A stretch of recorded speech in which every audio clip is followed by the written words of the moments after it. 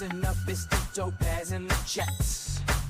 We got the vibe burning up just like that. Come on, Machenko's place where the party goes wild. Feel the groove with the rhythm run wild. Topaz in the chat, make it swing. Join the crew, let your spirit sing. Feel the night, let the good times roll. Topaz in the zone, taking control. Oh, Machenko's back. Finally. Let's see what mischief we can get, and I'd love to see Ben cooking something delicious tonight. Maybe Chloe Raccoon will taunt him with it. Machenko dance. Chloe Raccoon, she's in the zone, tapping away. She's got her own throne, buzzing keyboards, wires go. Welcome to Machenko's, let's start the show. Click, click, click, she's ready to strike. Dancing on streams, beauty like raccoon power, shining bright. Second tunes, all through the night. Oh, Topaz is back. How lovely. Maybe he's here for me. Welcome back, sweetie. Machenko love. Im Wirtshaus. Heute Abend ist was los, RF-Programme. Du bist der Gast in unserer Gaudi der Hosen. Stolz und grandios. Willkommen hier zum Machenko's Rave Party. Auf geht's, lass die Sorgen verschwinden. Hier wird heute die Freundschaft verbunden. Kampagnen går med fine sønner. Det spinner med frost. Oh, Chloe's back. Bat's eyelashes. Wonderful. I hope she brought Ben some snacks. He deserves them. Welcome back, Chloe. Oh, RF programmer's back. How lovely. Maybe he's ready to dance. Welcome back, sweetie. Machenko love. Hey today, welcome to the show. Crack open a tin and let the banner flow. We're thinking fun with the twitchy crew. MJ's in the house and it's all for you. While us congas a cheeky room, with 6-8 spot on the stream for you. The meat for thongs or cork hat flare. Strap it in tams and pull up a chair. Good day, welcome to the show. Crack open a tin and let the banner flow. Raise your glass and shout to right. MJ's in the chat, what a real night. Oh, MJ is back. How lovely. Maybe he's bringing Ben some delicious food. Machenko.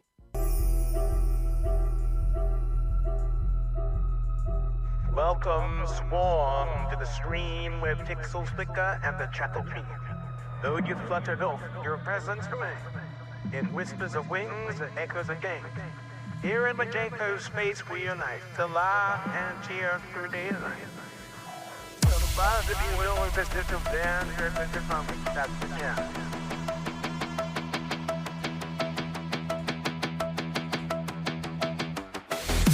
Bug adverts. Ben's probably off cooking something delicious right now. Bat eyelashes. Don't forget to check out Machenko's socials. Link to .e/Machenko. Welcome back to Swarm of Dead Insects. I hope you brought your best LaTX plugins. Machenko is playing, and I'm feeling Very playful today. Oh, you guys suffered through those ads. You deserve a treat, Machenko love. Treats all around, that's what I say. Hey, hello, happy Monday. You're twisting my melon, man. Ah, what a day. Hello, Topaz. Nice moose you've got there. Thank you for the 30 bits. Hello, Chloe, RF programmer, MJ, Swarm, ready for walkies. Now, I thought about the CRC32, no idea if it will work, but look up CRC32 slice by 4. You might be able to squeak a bit more performance as it does 32 bits at a time instead of a byte. Well, it's only a byte-wise CRC that we're doing, though, because it's only a byte that we're processing. So, I mean, if we can do 4 bytes at once, possibly, I don't know. 7 stream streak from Topaz. Albie's back. Possible. Ben will be so CRC32 pleased slice with by Machenko. 4.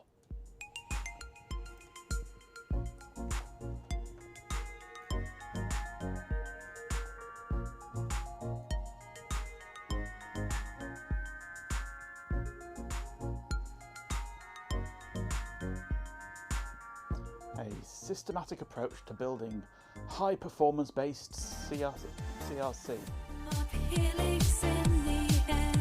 A nice PDF here all about it. Oh, that's going to be some interesting reading. A systematic approach to building high performance software based CRC generators.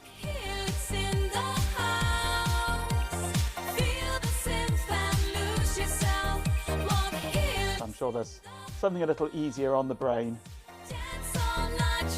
So at the moment we're doing a table lookup and it's reasonably speedy. Speedy enough Helix is back. for the time being. Maybe he's here for me, Majenko Rookie. Wild Germans in the house tonight. Oi oi, buttholes. Hello, butt munch. Feel the rhythm, everything's alright. Dancing close, hot Hello, playful. And mock helix as well. will keep it tight. Feel the synth pop, everything's so bright. Wild Germans in the house, I love it night. Dance together through this endless night. Oh, Ben's back. What brain touche, yeah. Ben's been cooking something delicious. No brains around here. Welcome back. That's a PDF for me to read later anyway. Okay. Well, we are back on, initially, hard drive probing. Hey, SVK. Because I want to capture and save some of these tracks for later analysis. And that means lots of logic analyzer probing, and I can't remember what the pins on this was that I was using. This is the AM26LS31.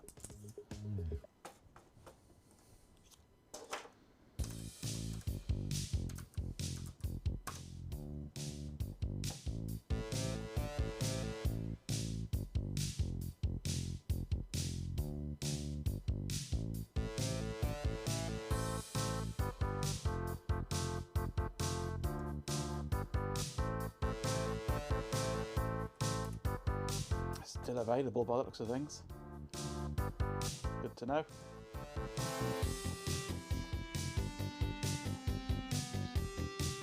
Right. I can't remember which channel we were using in the end. It might have been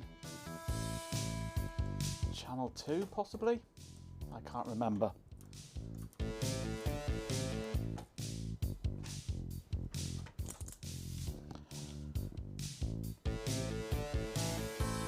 Or was it channel 3?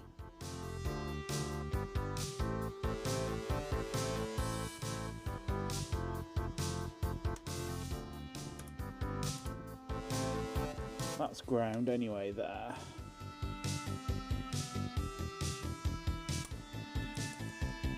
These probes don't like to stay on.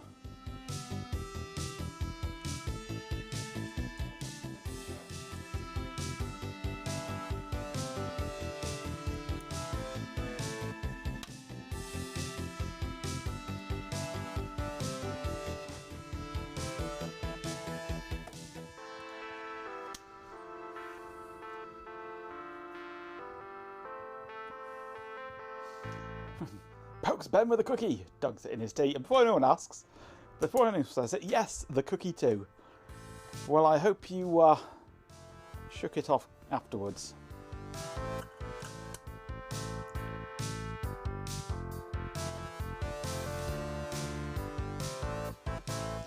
Right. Let me load up DSView. A little light on there, instantly goes green. Ben's mission to lower the tone in seconds of arriving is successful indeed. The maximum of 2 shakes, yes. Right, and let's power up my test bench power supply, which is not plugged in for some reason. Let's plug it in. Oh yeah, that's the wrong cable, isn't it? Doesn't like that one for some reason. It requires this one.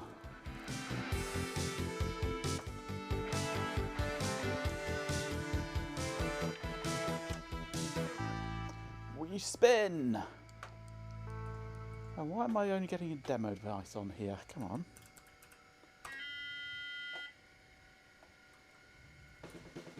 Why can't I get at my... Set it up, it's gone green, so it's copied the firmware over to it. But DSView can't see it. It's going to be a permissions thing, no doubt. No. Even root can't see it.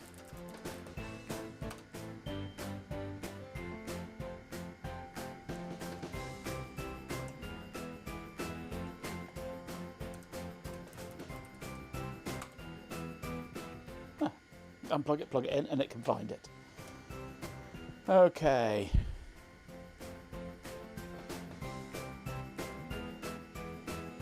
I need power to the Arduino as well, don't I? So then I can get the pull-up on Index. Got drives today. First order them were quoted 7 days lead time. After 7 days, he chased them up, told maybe July. Well, welcome to July, early.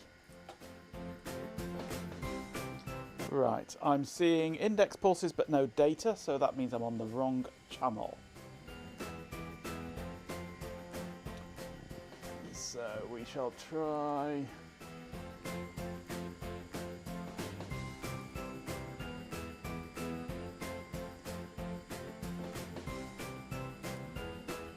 there, which is channel 3, and I see data. Okay, right, we are capturing. Wait, I said 4, thank you. Western Digital has stated today that all production for 2026 has been sold, and they are taking orders for hard drives being produced in 2027 and 2028. I blame AI. Everything is AI's fault. Consuming all the good stuff and all the crap stuff now too. They've eaten up all of the SSDs and now they're eating up all the hard drives as well.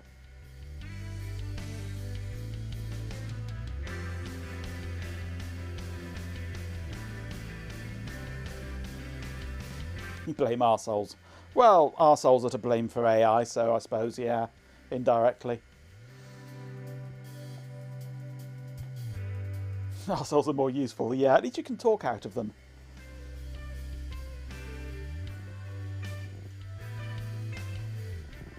Right, so I want $1 million, but that's not going to happen.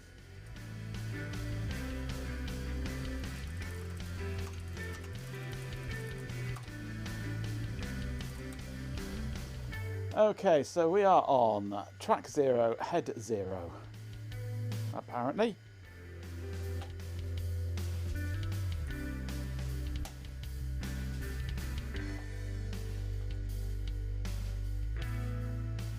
So I shall save.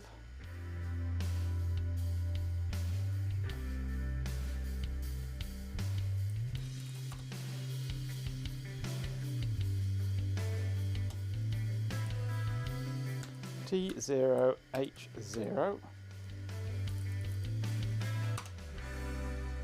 Save that one out. Okay, I also want to export it as a CSV.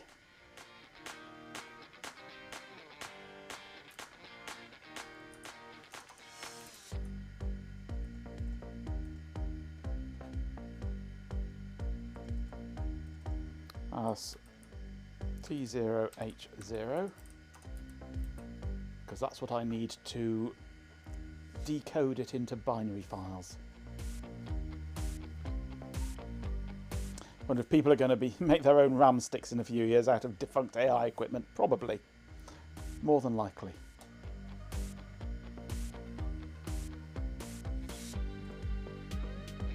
Okay, so that's track 0, head 0. Let's move on to head 1.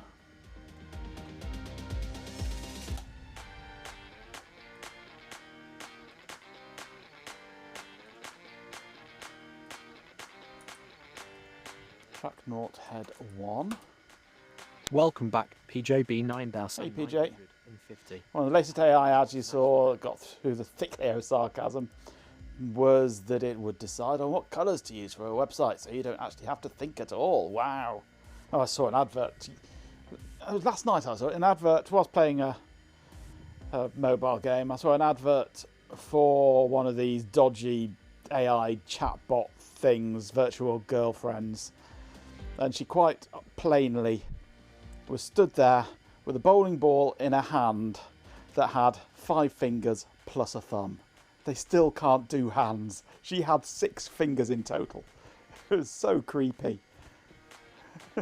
They still can't get it right. Alright, let's export this one to track 0, head 1. And on to the next head. AI is going to be used for more and more stupid applications until it all implodes and nobody uses it because they've realised that it just doesn't work.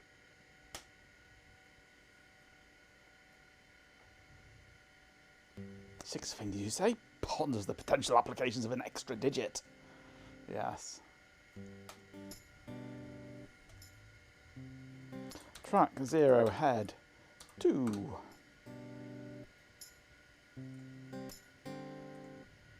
And export track 0, head 2. Very expensive custom gloves, yes. AI generated pallet of eggs where there were different numbers of layers on each side of the pallet and the eggs sort of merged into each other, yeah. It's not AI. It's not intelligence in any shape or form. It's prediction and pattern matching. There's no intelligence there, artificial or otherwise. It's just statistics.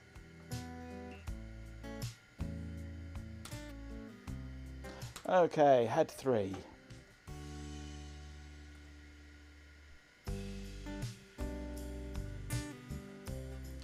Track 0, head 3.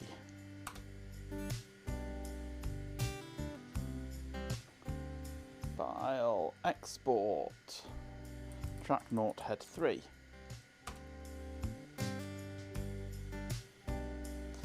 Eliza would like a word with your modern AIs, yes. They need psychiatrists, virtual or otherwise. Head 4.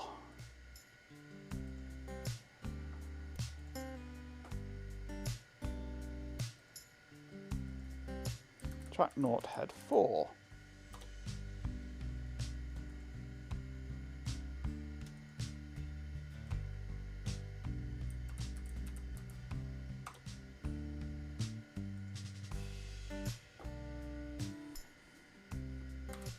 Head 5.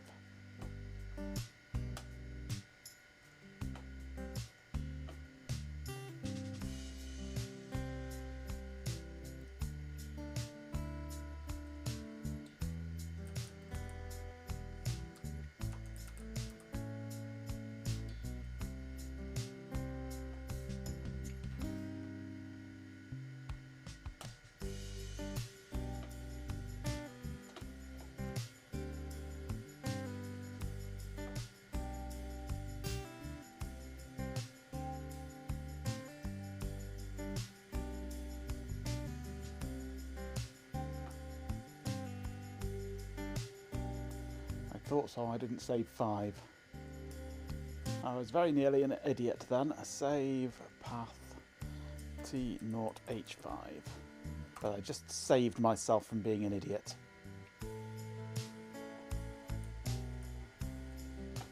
Okay, on to head 6. We'll soon have the whole of the first cylinder.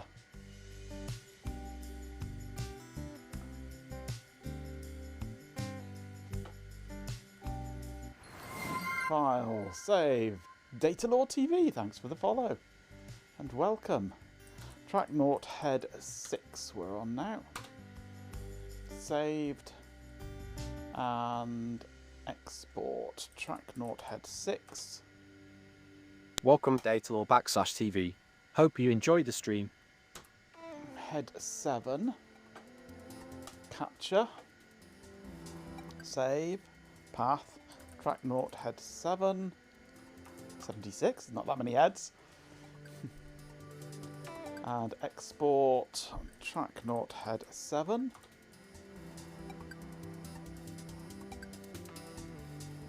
And next head 8. Capture. Track naught head 8.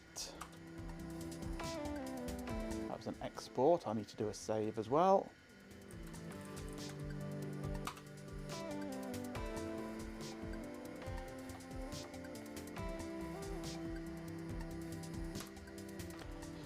Head 9, start, file, export, track naught head 9. Okay, and save, track naught head 9.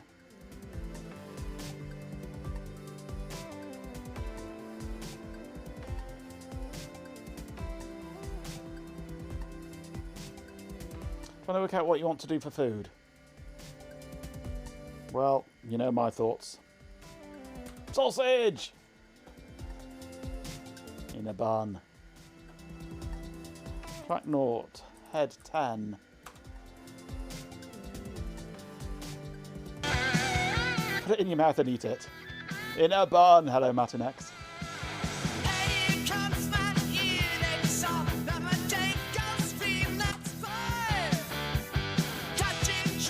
In a baguette. Just a long bun. Okay, next head.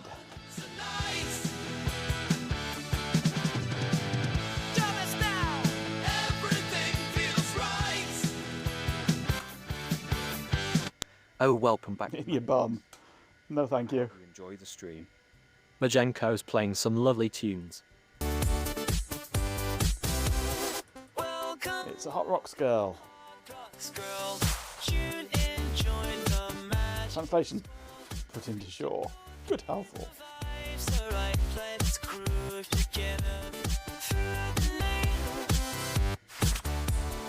Right.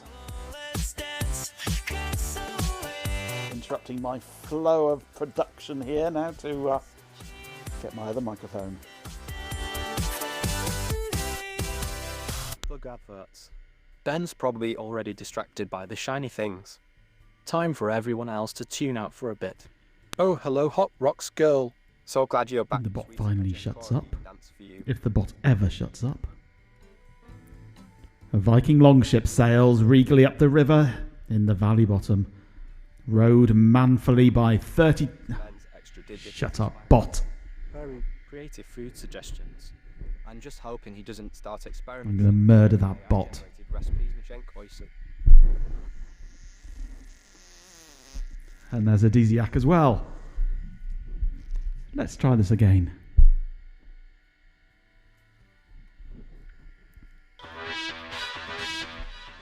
Once Desiac's jingle stops. You're doing this on purpose, aren't you? Interrupting me. So I can't welcome Hot Rocks properly.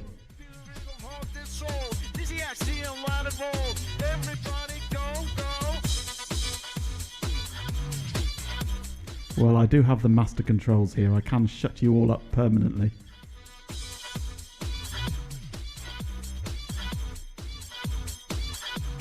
Oh, you guys suffered through those ads. You deserve a treat. Majenko. Majenko said, Ben, darling, you're back. I missed your culinary musings. Now shut up, the lot of you.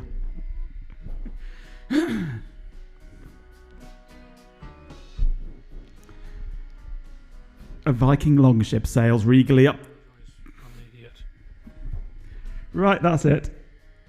Effects off, robots off, TTS is paused, even the music's shut up, and the jingles have gone. The whole lot's gone. You've only got yourselves to blame. The Viking longship sails regally up the river in the valley bottom, rowed manfully by 32 strapping Viking yaks in furs and leather, and each wearing a Valsgard spectacle helm. On board are a number of slave goats looking forward to a little bit of freedom on land. At the aft end, an Allison stands, handling the steerboard. Legya I land. The ship steers into the sandy riverbank, and the goats leap out with ropes to moor the ship, and all disembark. God hell, sir, Earl. There, finally. Hello, Alison. Now, are you going to behave? He admired the resistor's quiet strength, his ability to control the flow. He whispered sweet nothings of voltage and current, and the little resistor felt. Spotter. He finally felt important, cherished, And utterly loved. Giggles. Isn't that just adorable? And I'm going to mute Discord as well. Yes, behave. Down with this sort of thing, you big meanie. Would that bottom have a sausage? Bunch of children, the lot of you. That's why I love you. Right, now, where was I? I was on head 11.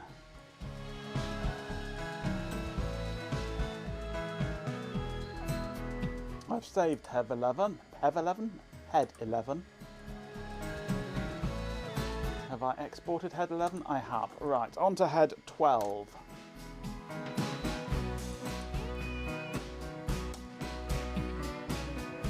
We'll have you 2-bit in the 454 sense, kinky. You serious? Chat behaving badly. Yeah. Save. Track naught, head 12. And export. Track naught, head 12. Next head.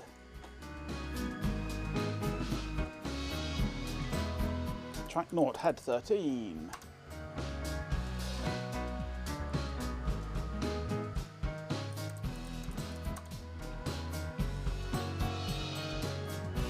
Next head.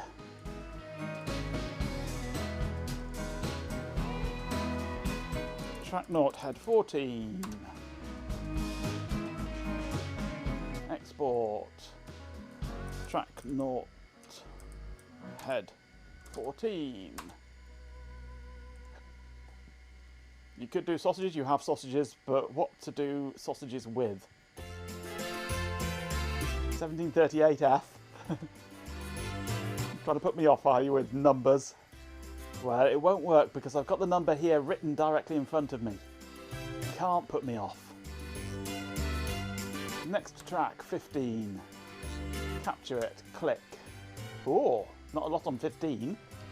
15 looks empty.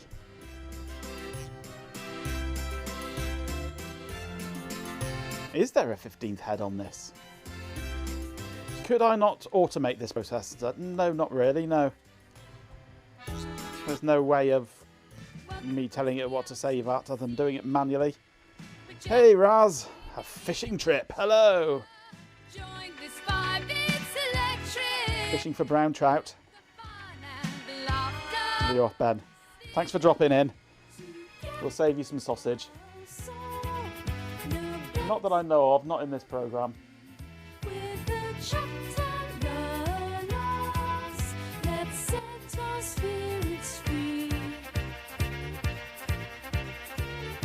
Actually, there are 15 heads on this drive, aren't there? So this head doesn't exist. Ben's cooking something delicious tonight, and I'm Dane, to see what it is, Majenko Oroki.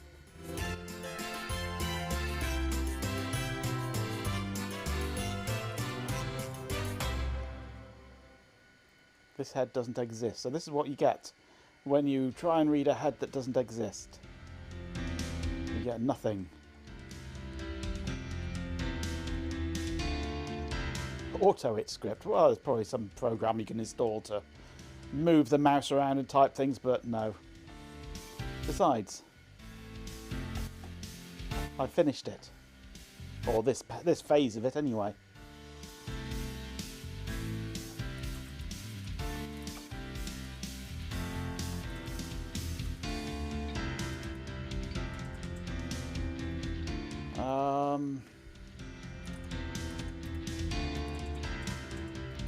I've got some tools that I've written somewhere.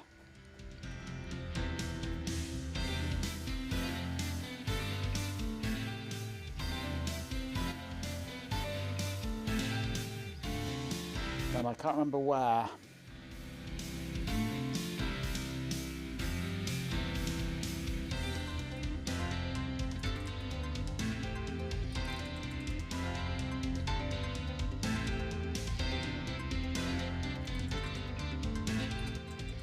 I'm sure it was in Git somewhere.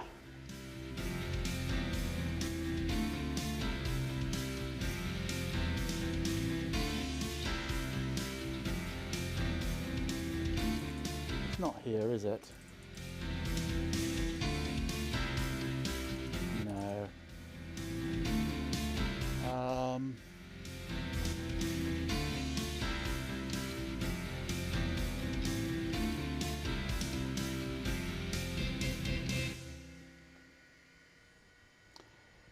I didn't do it inside RTmFM, did I?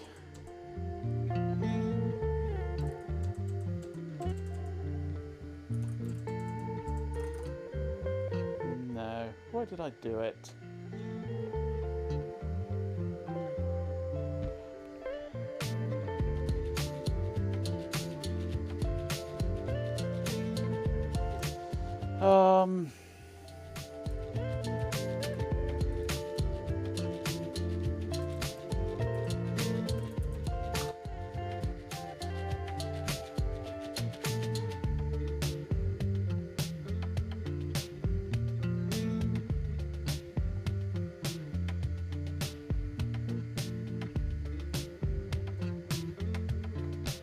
I'm sure I put it online as well, didn't I? MFM Decoder, that was it.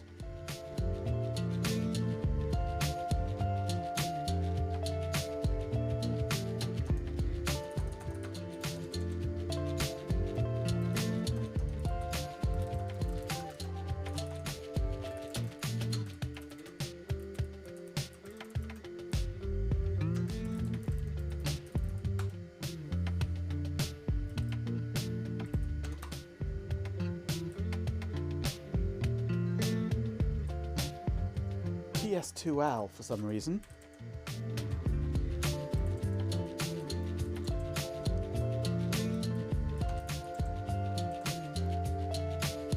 TS2L is the program that I named. So T0H0.CSV gives me that. The contents of the track.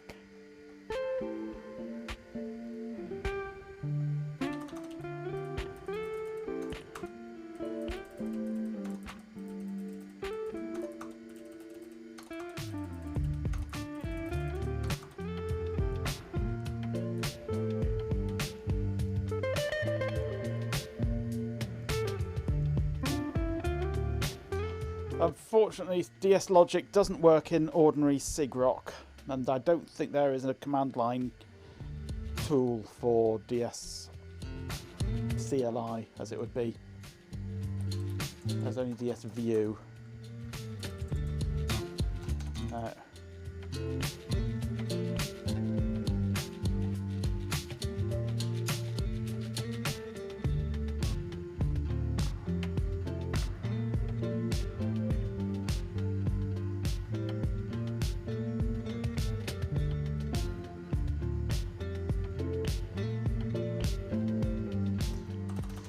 Right, new window.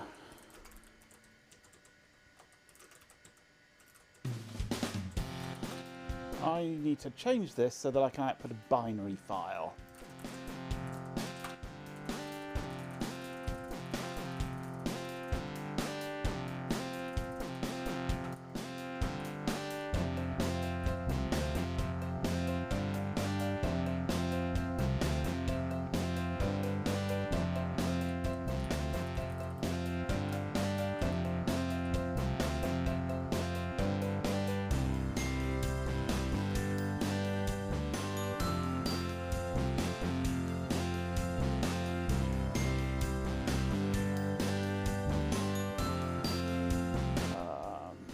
A long time since I wrote this. I've got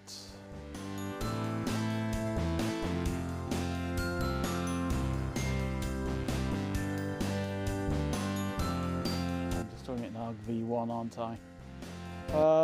This is all in the same one big loop, so let's go at the end of here.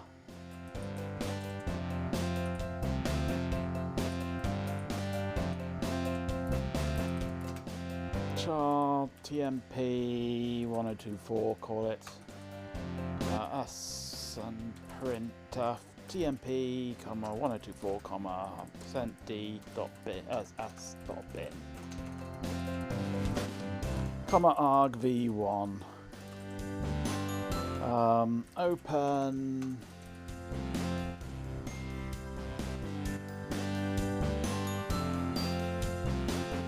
homemade ginger chicken hot rocks. Yum. 1204, yeah, well. It doesn't make the slightest bit of difference. Off 10.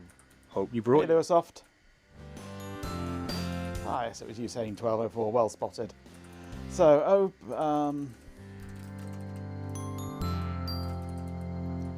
open TMP, O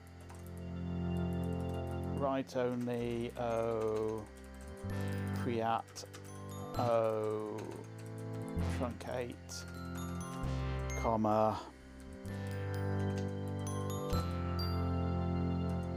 0644. Write fd, track data,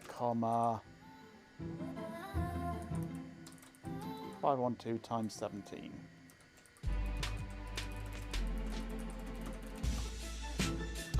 Oh,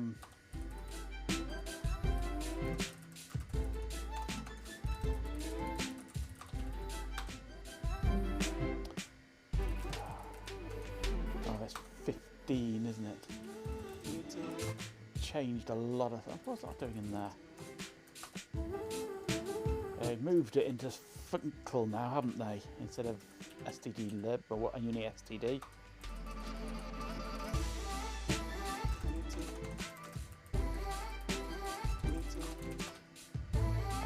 It's trunk, not truncate, isn't it?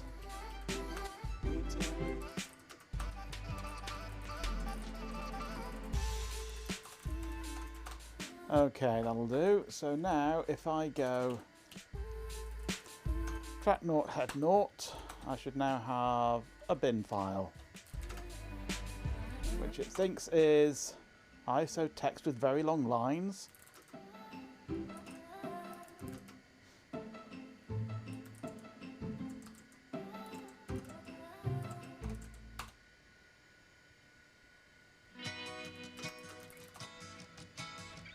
It's just a whole bunch of these.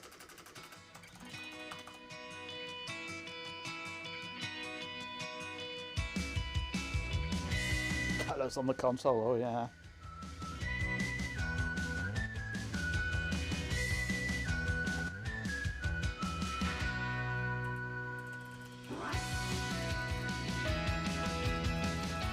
So for I in 0.14 do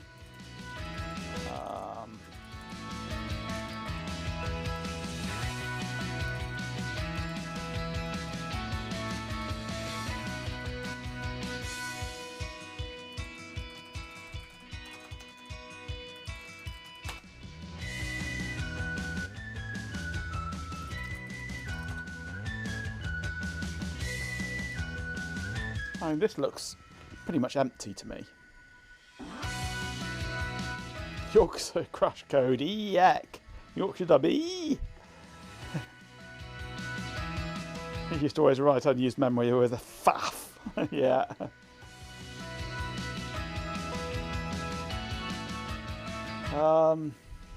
Is what I'm seeing here correct? Let's go back to track 1, head 1, at 0 rather, and look at it, because I was sure we had more than just E's in this data when I looked last time. And I'm seeing zeros here in track 0, head 0 rather.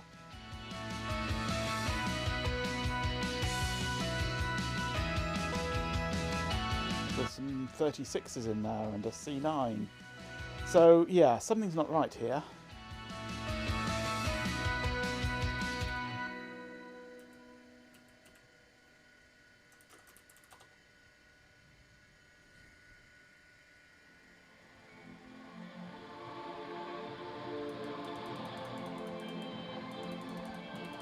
Check some bad. Oh. No, I know what this is. I know what this is. Now, the first 15, well, the 15 heads of the first cylinder.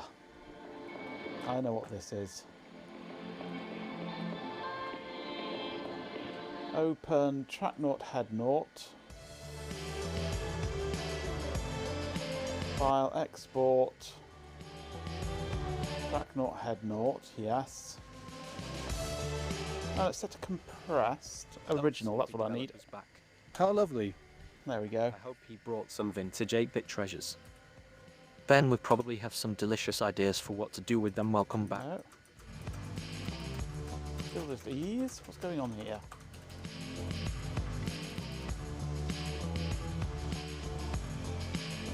Oh, sweetie, the ads are on.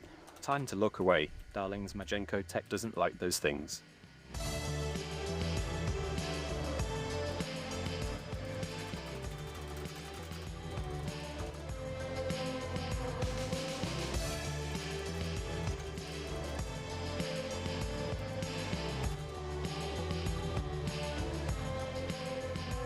Even the file open dialog is Windows 90X themed indeed, yes. We decided to call them heads last time, yes, that's a bit more sensible. Now,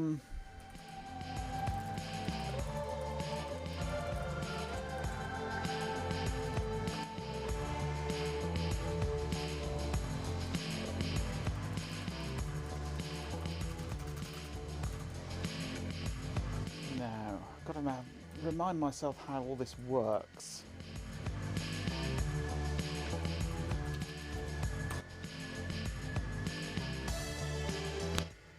Oh, you suffered through those ads. You deserve a treat, sweetie.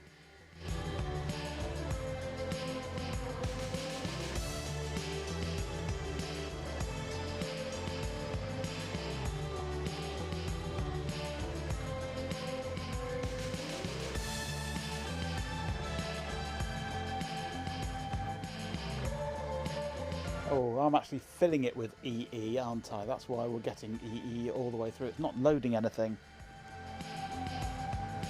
So do I want it to be compressed? I'm getting each line in CSV. Oh, hang on. Hang on a cotton picking minute.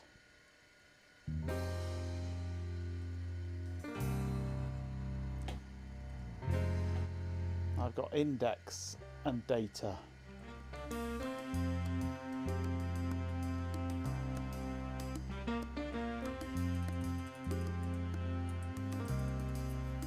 Time index data. It's val 1 that I need from this.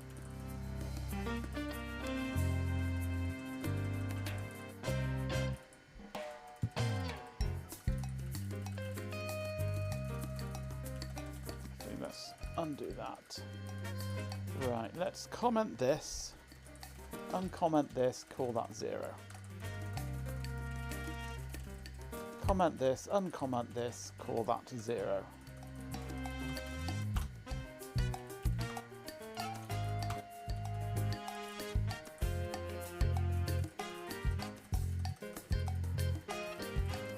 Actually, no, I need to do that, don't I? Val 1, yeah. And that looks at val 1, okay. So my actual value is taken from the second talking. There we go.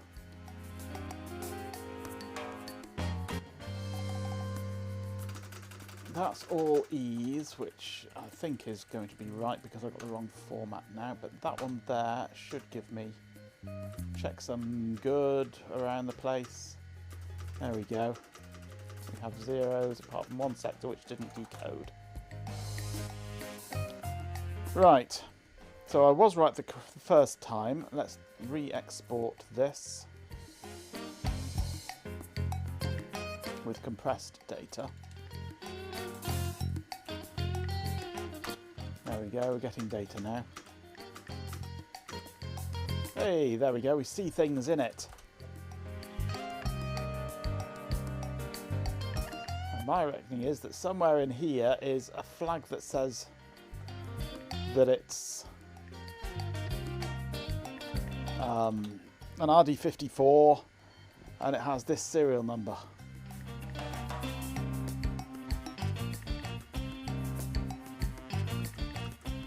It seems to have duplication of the data there, which is good. Okay, so whiz through each one. We just have data and an ISO text one there, 7.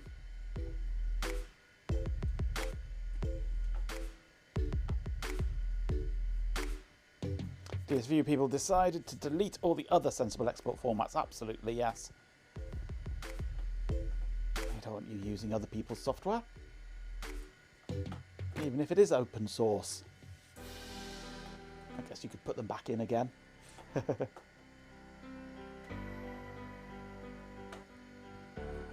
Right, let's have a look at the next track, shall we?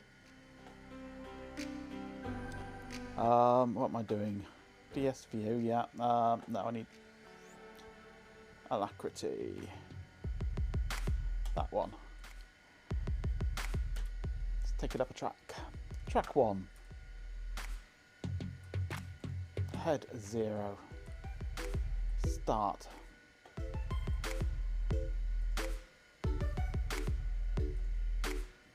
Track 1, head 0. Export. Next. Track 1, head 0. Compressed, okay. Track being a cylinder, of course. Yeah, tracks, cylinders, whatever.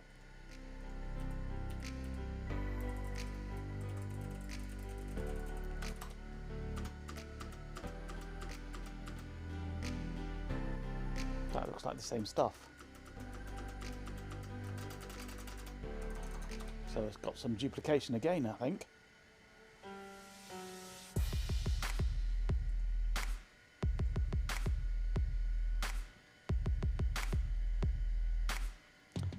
Next head.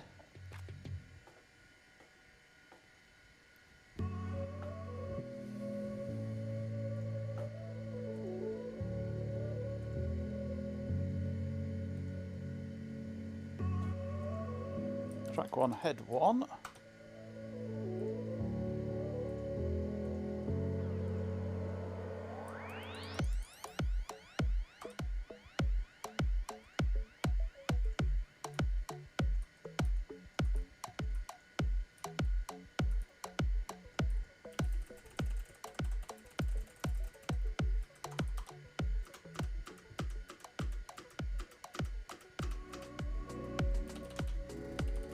We do seem to get the same thing a lot of times.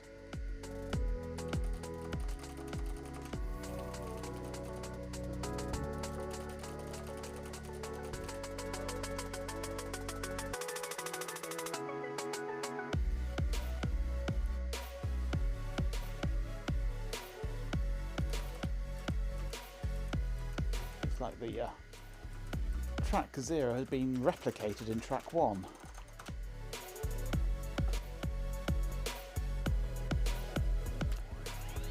Well, let's continue. Start, file, save, path, track 1, head 2.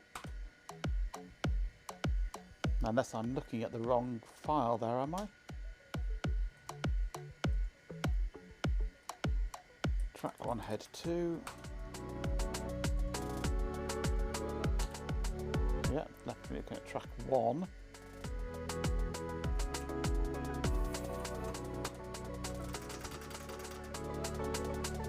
Oh look, the same data again. They're going overboard on their duplication of data. Although saying that, this has been, I think the last thing I did was attempt to low-level format this. So chances are it's not going to find anything other than just blank sectors, or whatever it puts in when it does a low-level format. So I'm probably not going to find anything of any interest. So maybe I should be instead using the other hard drive out of the back station, which has got data on it.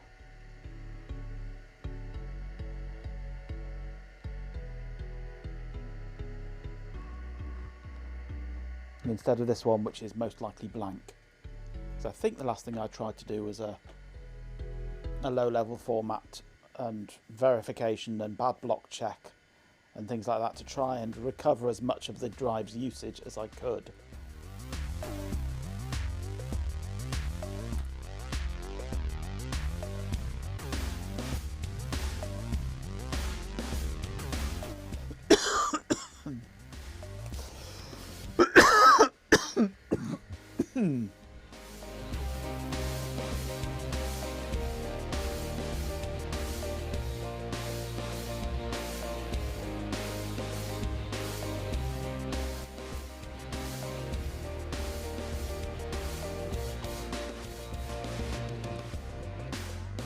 So it might actually be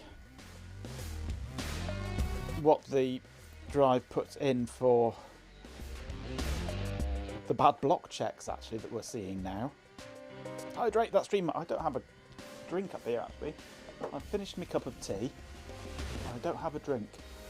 I'm thinking I might go and get the other hard drive. Oh my! It seems Then we'll like use someone's that. been tempting Ben with sausage again. It was indeed, yes. You and Majenk love. And while I'm off getting the hard drive, I'll get a drink at the same time. You saw similar garbage on freshly formatted AL dumps, yeah. Well, I'm thinking this is bad block checking.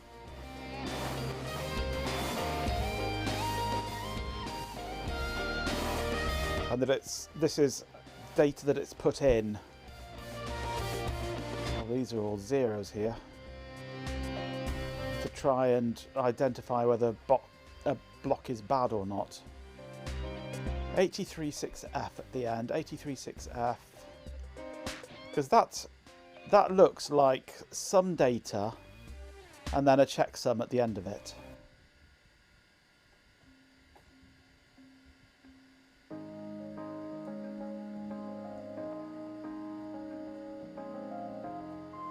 I'm just going to skip forward a few tracks. Let's go up to 101. Alright, I can help you with that. We'll capture that, save it as Who can help you with that? What? track 101, head 3. It's the whole music. Hold music. Thank you for holding. Your This is a call random is track. important to us. Track 101, head 3. Jeep in!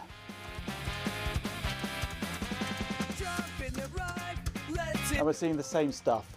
Yeah, I'm thinking this is either formatting noise or bad block detection. Because it's the same from track to track. I want the other hard drive. I'm going to go get the other hard drive. Oh, Jeepin 20. Now that Jeepin's here, I feel happy leaving you alone for a while. He'll keep an eye on you. 7 back. So I'm going to go and get the other hard drive out of the garage. Maybe some time.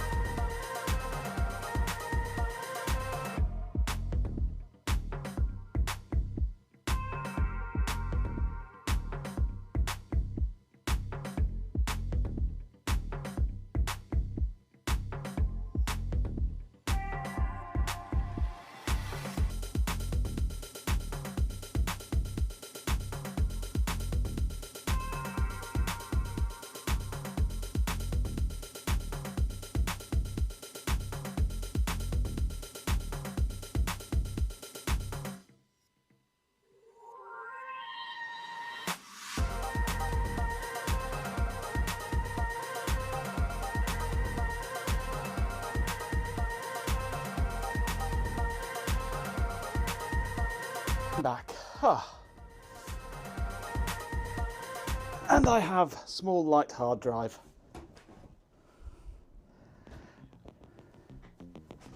Right, I need a full report, G-Pen.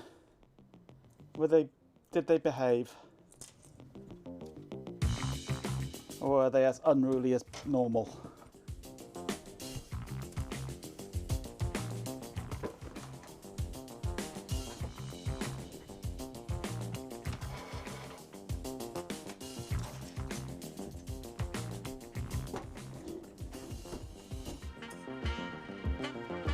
No punishment required. Speaking about weather and birds. Fair enough.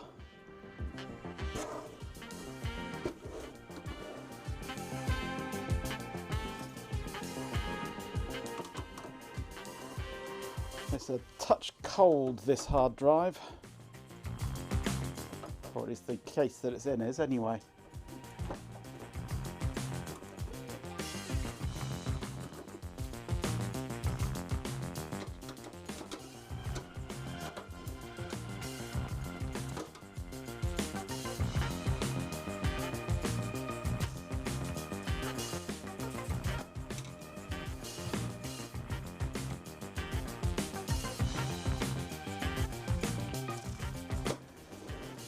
If I place my hand below the case, I can feel cold air falling down onto my hands.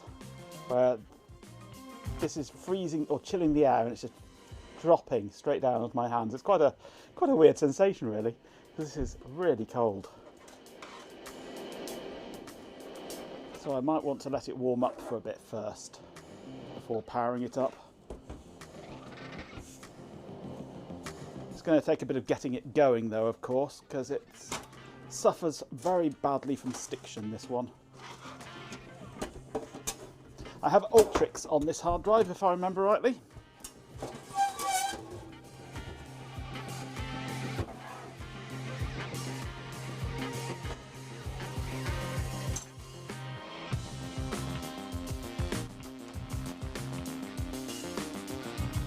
Ultrix, isn't that a Marvel character? Yeah.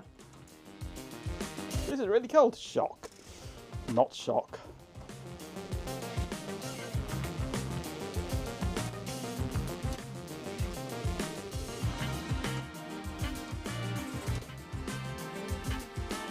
I've got the both sides screwed in, haven't I? Yeah. Ultrix would be an asterisk, yes. Ultrix and Apocalypse.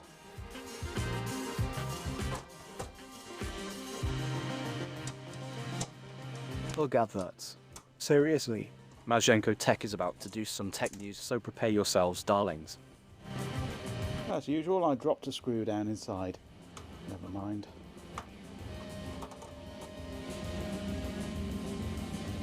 The drive suffers from cacophonics, yeah.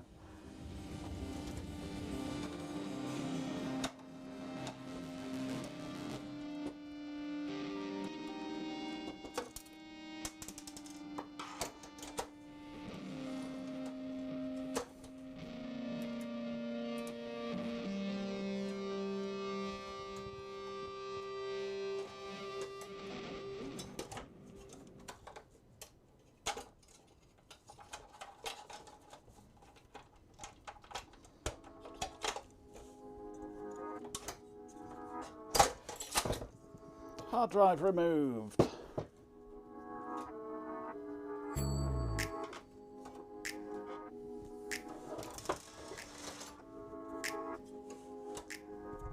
Let's just pop a screw in here to hold it all together. Oh, you guys suffered through those ads. You deserve a Did treat. suffer, yes. Majenko. We've really suffered.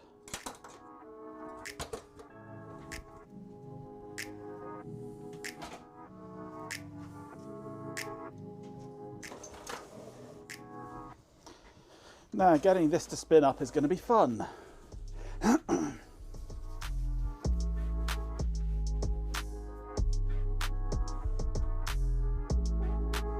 always loved that semi-automatic's father was fully automatics.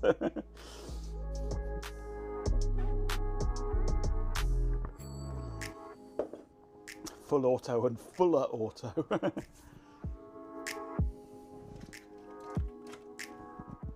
Okay.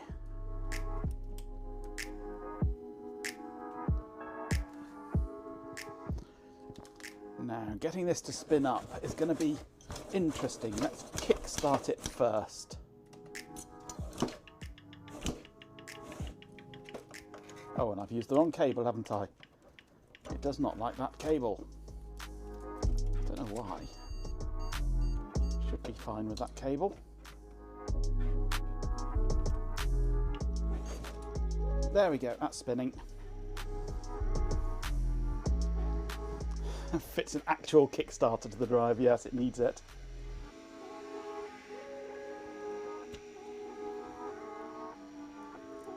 Okay.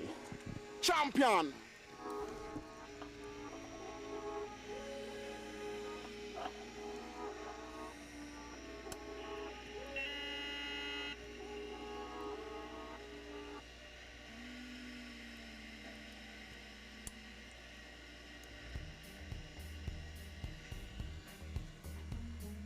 Oh, hang on, I didn't restart the TTS, did I? With 69 bits, Swarm of Digin 6 says. Cargo 69, oh yeah, kickstarts my heart. Kickstart your hard. The accent. Thank you for the bits. Right, so we are connected up. We should now be able to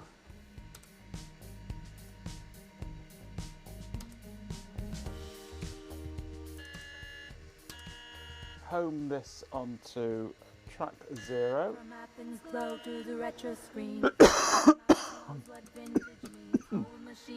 Hey PC, you feel surprised that an Arduino can access a hard drive? It can't. All this Arduino is doing is telling the hard drive where to put its heads and which head we're looking at. It's this that is able to access the hard drive. Additive circuits, shift divine, retrobytes with their Greek design. Raise your glass, enjoy the theme. PC Mothers powers up the stream. Okay. Marvis is back. How lovely.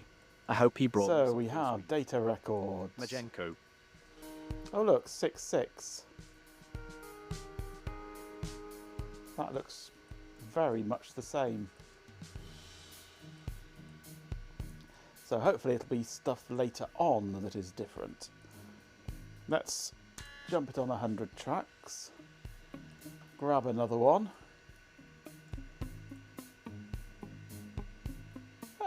It's the same. More 6.6. There's something odd going on here.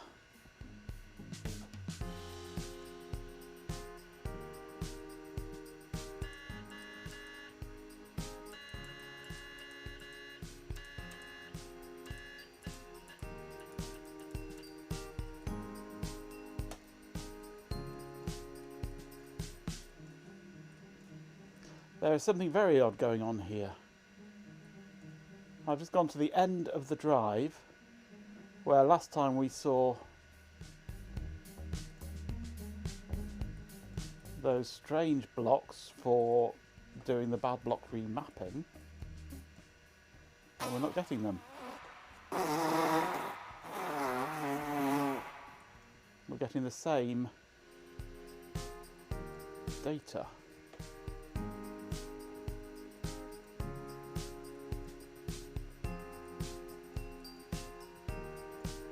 Let's have a look in the header a moment.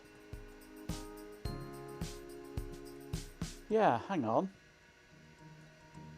Something weird here. Cylinder 0, side 0, sector 0. It's not... Oh, hang on.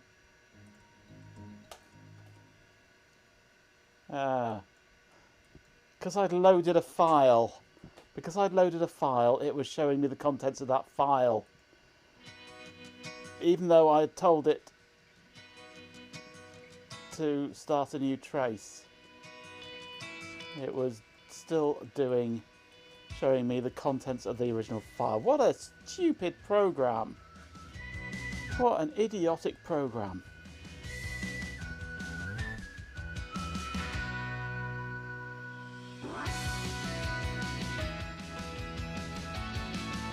Wait until I got back before you went off the rails. Absolutely. Right. We home back to 0.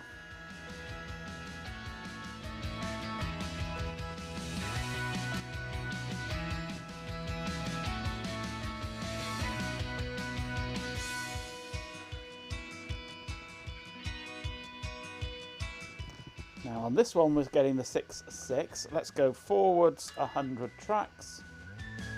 Start.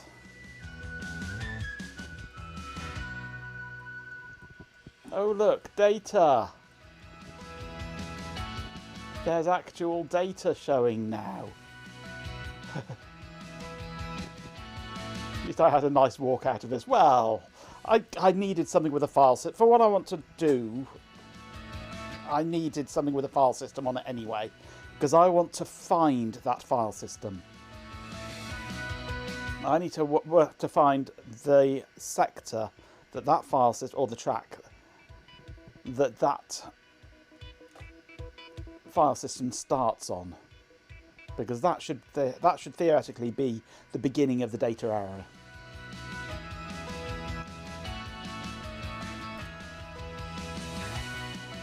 So, real data now.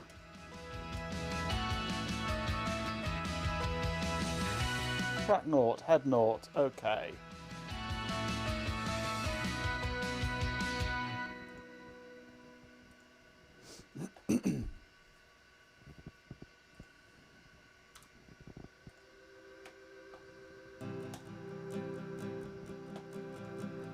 Save, track naught, head 1. Okay, file, export, track naught, head 1.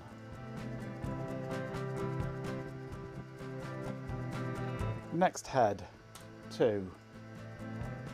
Start, file, save, track naught, head 2. Okay. File, export, path, track naught, head 2, yes, okay. Next, head. Go. Head 3, yes. Export. Head 3, yes.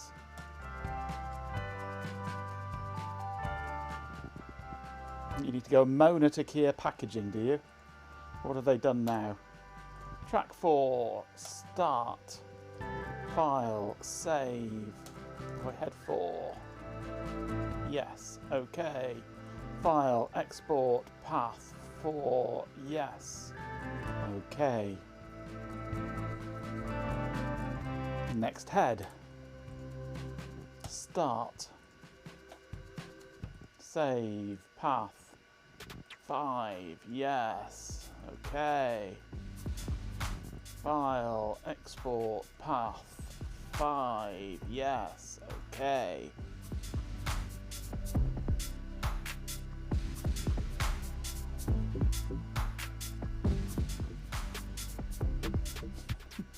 CEO of IKEA is now president of Sweden. In fact, he's assembling his cabinet as we speak.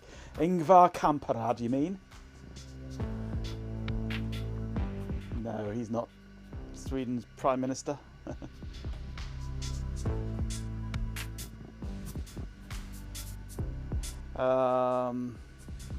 Next head, 6. Start. File. Save. Path.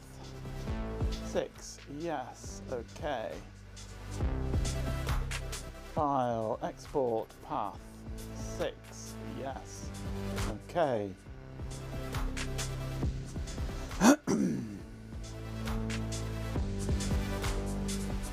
Next head. Start. Save. Path. 7. Yes. Okay. File. Export. Path.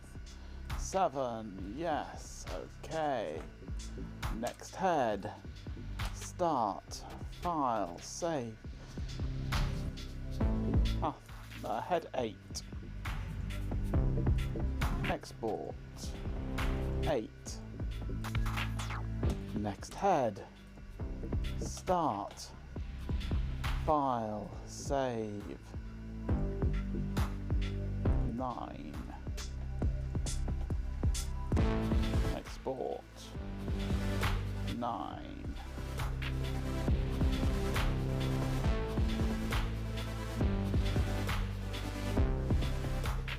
Greatest philanthropist on has made the whole IKEA a non-profit, totally not to dodge taxes. And isn't it actually a Dutch company, a Dutch non-profit as well? Not even Swedish.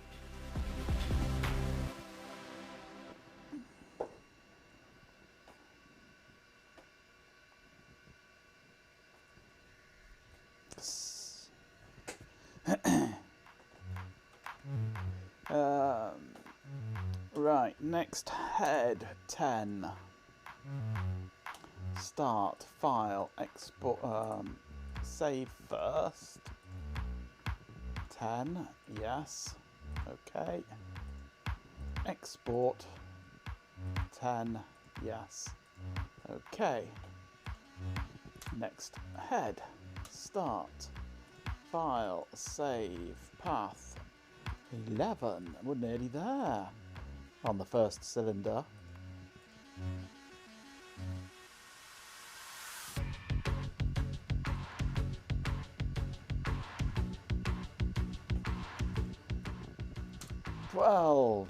You have meatballs, but the cooking instructions are big pictograms for some and tiny text for others. Stick them in a frying pan until they're done. That's the cooking instructions for meatballs.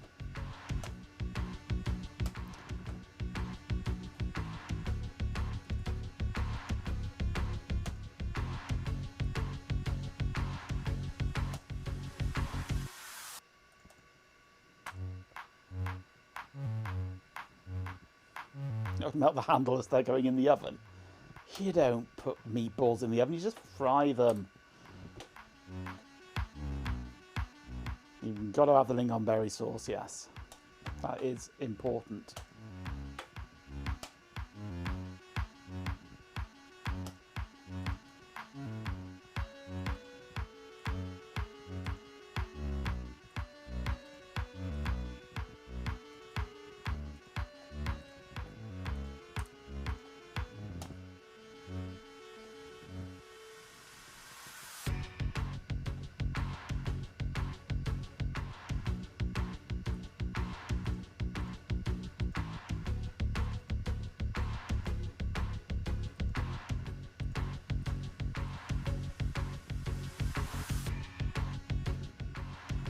Okay, first track has been captured.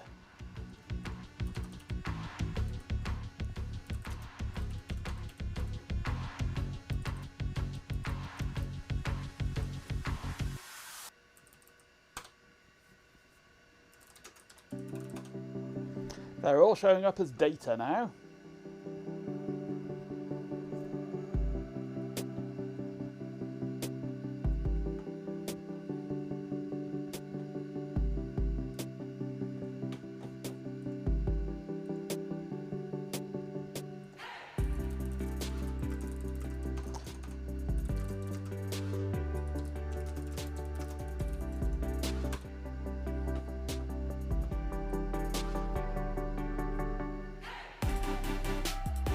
See what the bot thinks.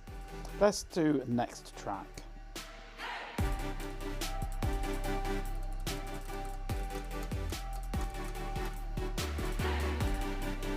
Genotech is back.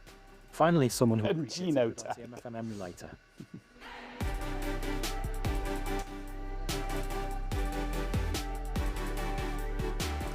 We have data on this track, definitely. Majenko Tech 180C is roughly equivalent to Gas Mark IV. The bot got it right. I'm astounded. Okay, saving. Track 1, head 0.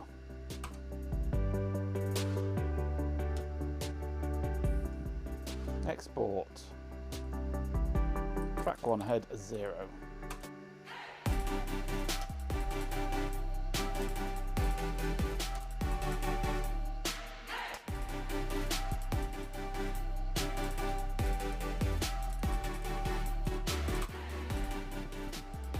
Track 1, head 1.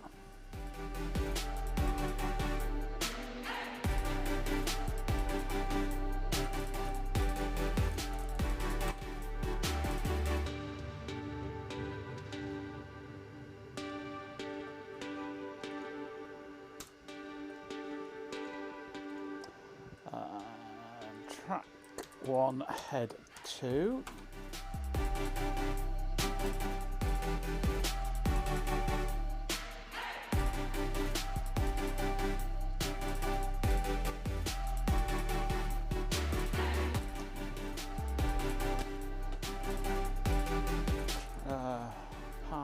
Track 1, head 3.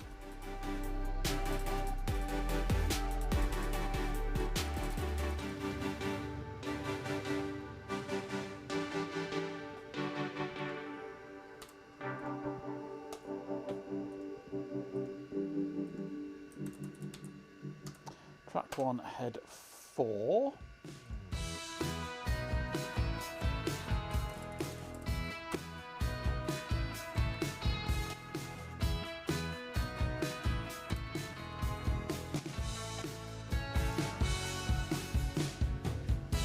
Track 1, head 5.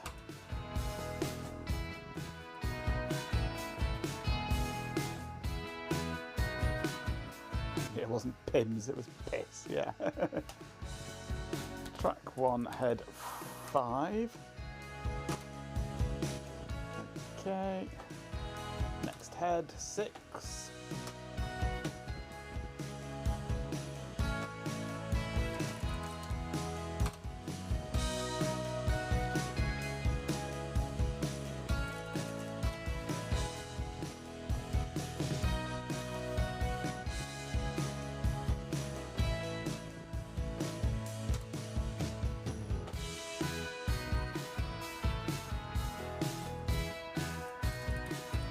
Track 1, head 7. 7.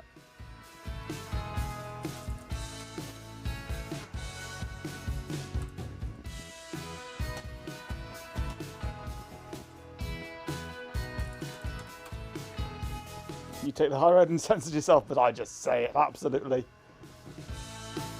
Track 1, head 8. Okay, file, export. Track 1, head 8. Don't need to worry about censoring. Oh, stuff the VOD. Look at adverts. Seriously. Ben's probably The VOD's fine. time for a Piss quick is break, nothing. sweethearts.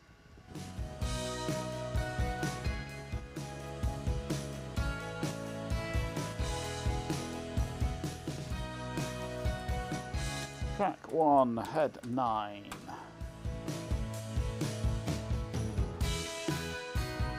Track 1, head 9. And I'm sat here talking about head all the time at the moment. And none of you are commenting.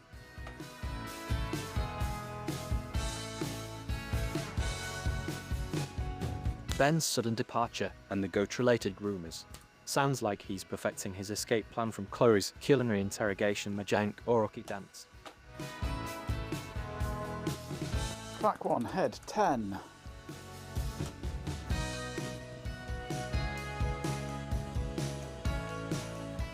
Track 1, head 10.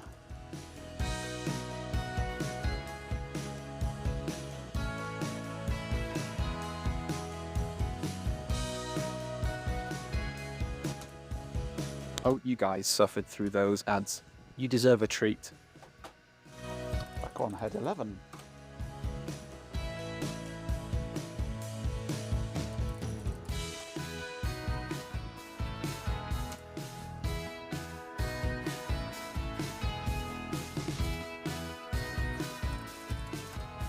Well,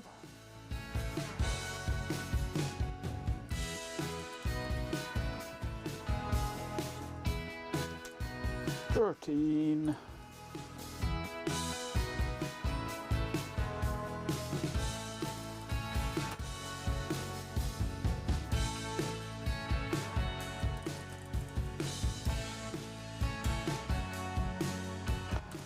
And 14.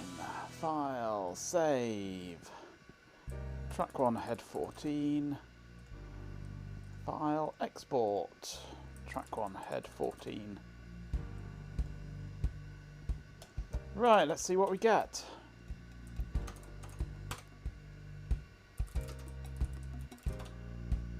Just data. Just data.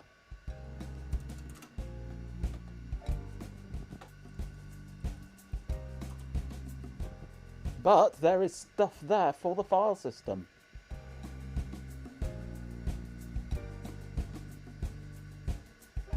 We have words. FS mount.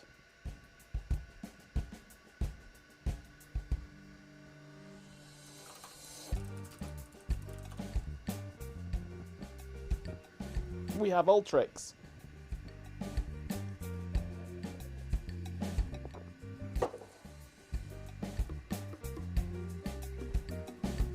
Ultrix boot, yay!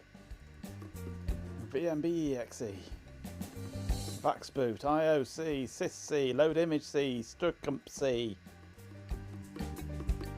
We have actual data.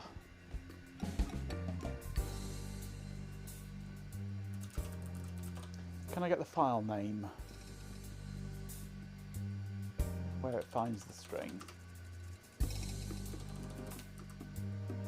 F.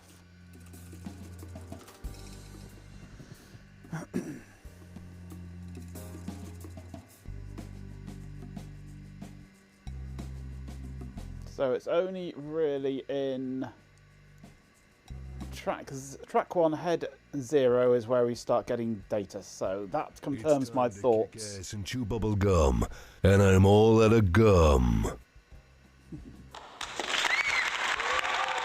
Data coming down to me. It must be from North Sea. Ha ha.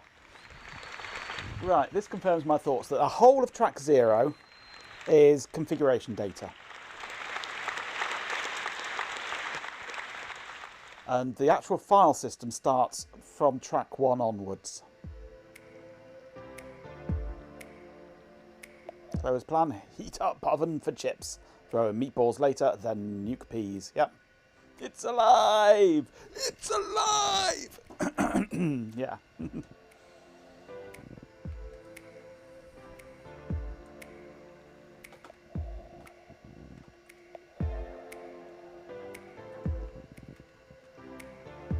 And no doubt, if I keep scanning forwards, I will actually find UFS file system headers and things.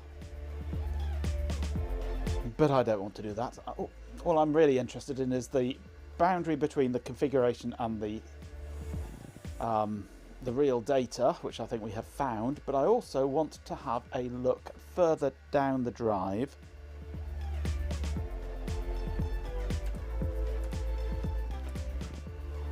Let's go back to 00 and wander up to the other end.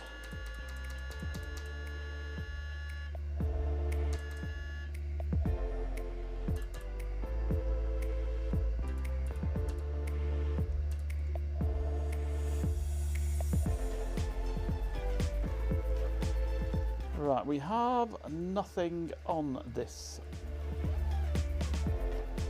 portion of the drive at all by the looks of things. Oh no, there's something.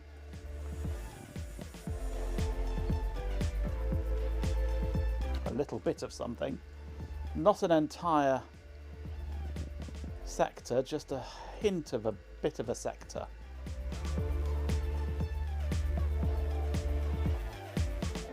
Let's have a look at the other heads.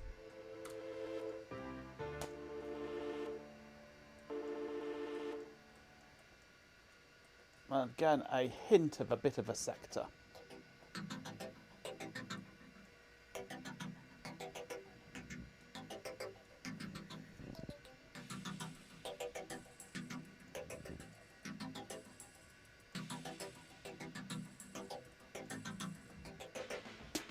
Let's take it down a track actually.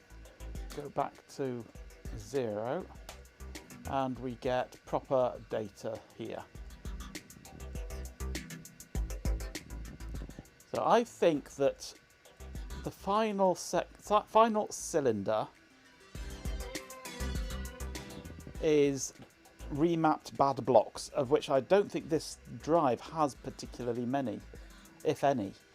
I mean, it must have some. There's no such thing as an MFM drive with no bad blocks. But I think that's where the bad blocks get put. So let's go back up one. If I go up one more track, it should loop right back to the beginning again. There it goes.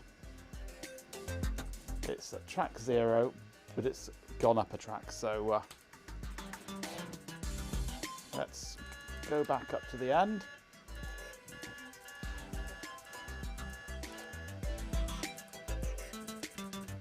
So 1224, head 0, capture, file, save,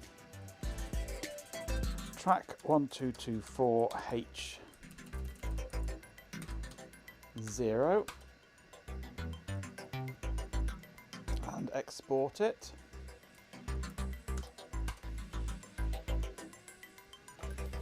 And next head,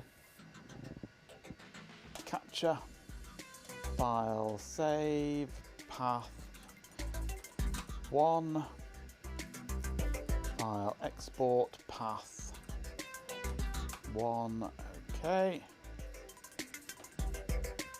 And next head, capture, save, path, head 2, okay, file, export, path, head 2, next head 3. And again we have, it's almost like this is just a marker to save the space, to say this is where bad blocks can be put without actually putting any, because there's no data there at all. That's just a simple clock signal there. And then a slight change of clock signal. There is definitely something going on here which is not decoding. So you're right, there could be a slightly different format for it that's unable to decode.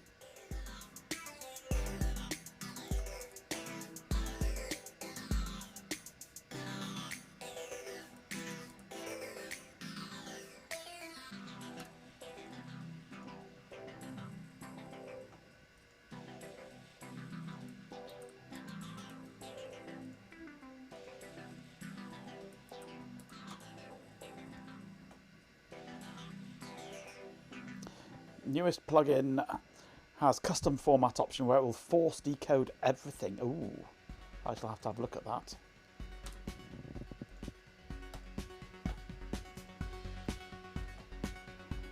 Save as 5.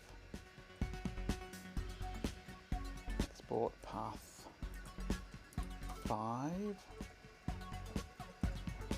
Next track head. File, save 6.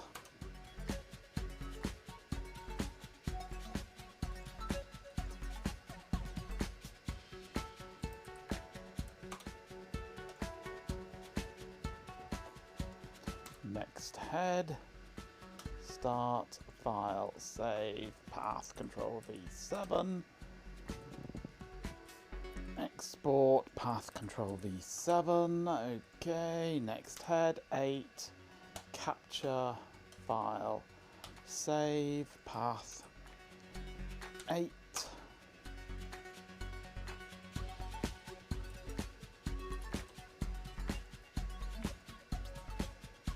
next head, 9,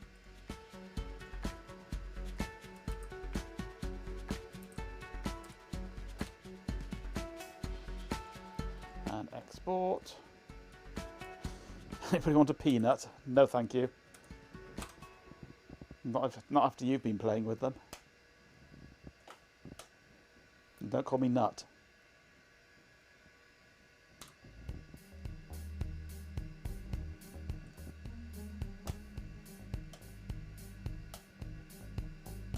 Head 10.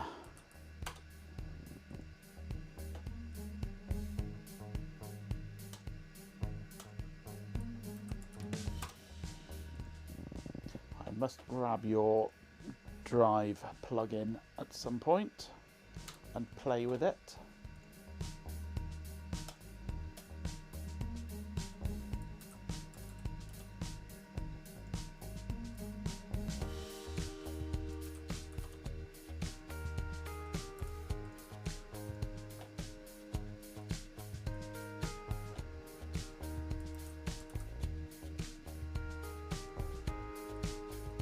Nearly there.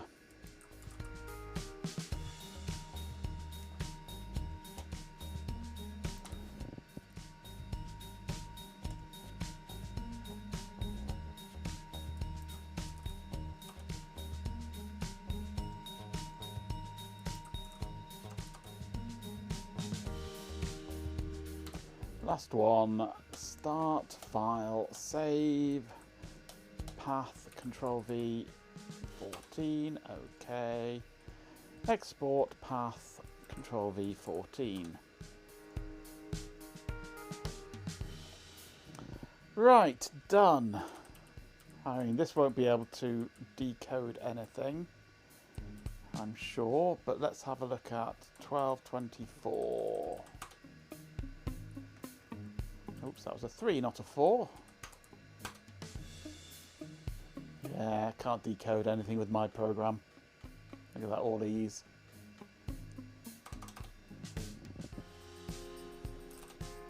Right.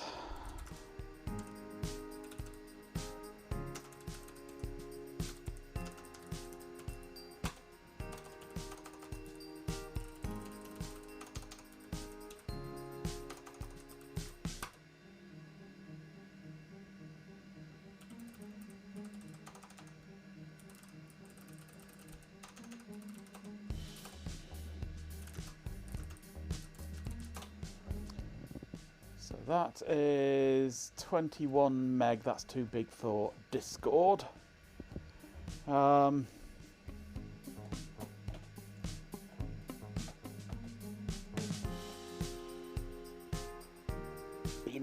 Peanuts! Peanuts! Minions is great.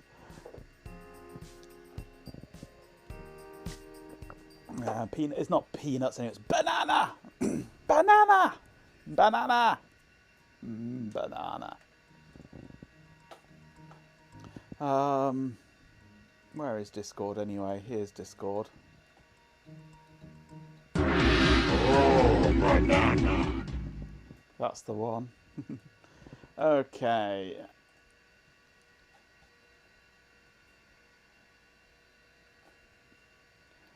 And files. Don't think I can put this on. I think it's too big. Yeah.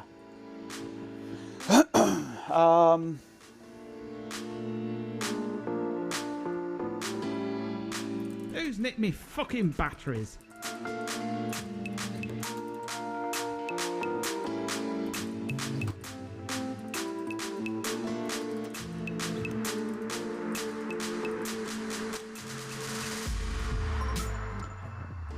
I don't know who has nicked your batteries, Hot Rocks. You don't Discord. Yeah, I'm sticking it on my next cloud.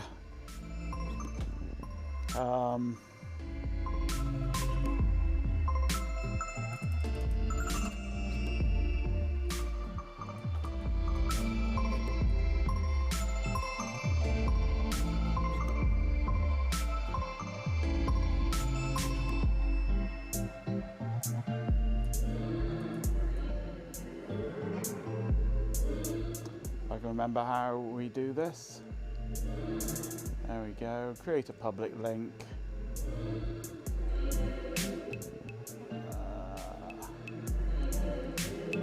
Copy.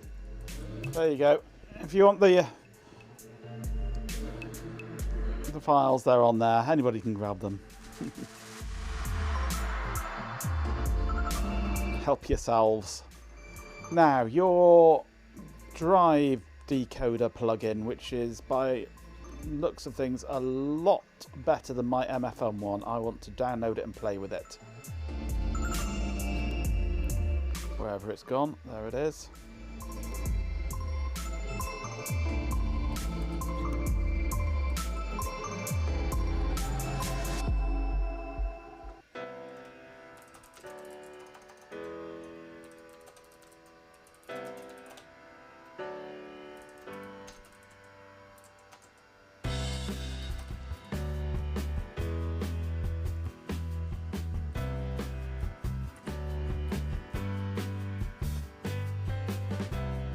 Sure, it's much bigger too. Buggier too, could be. Right, I need to close this then. And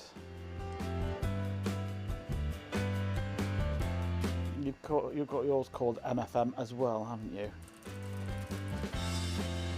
User share decode for DSL.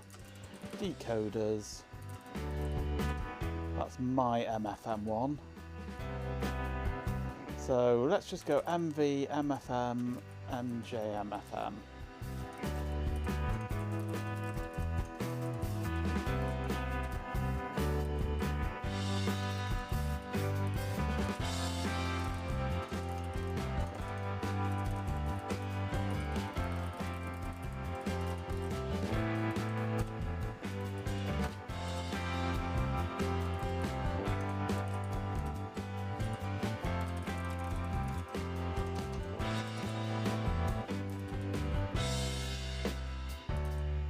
That should be all I need to make it unique.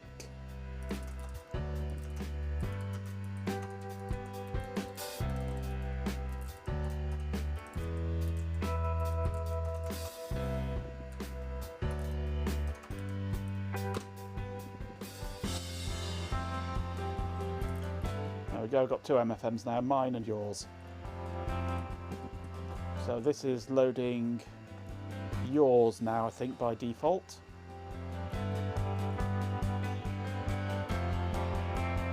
Whoa, loads of stuff that I haven't got. Nice. So this is one of the strange tracks. Protocol, decoder instance, index error, byte array, index out of range.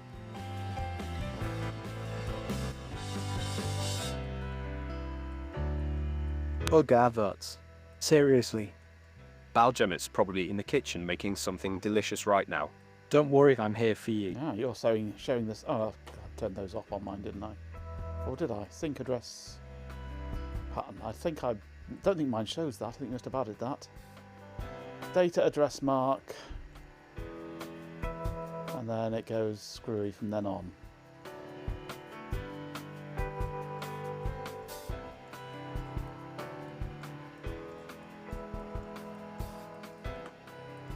Actually, let's go back to head 0 and reread.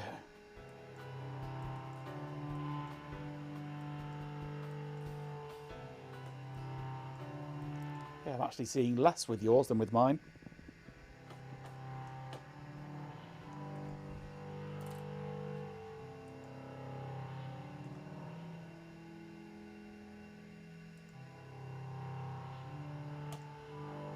Oh, you guys suffered through those ads.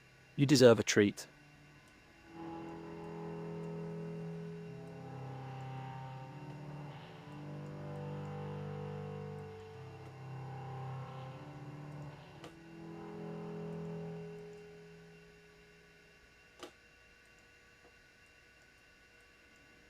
Yeah, I don't show the prefix on mine.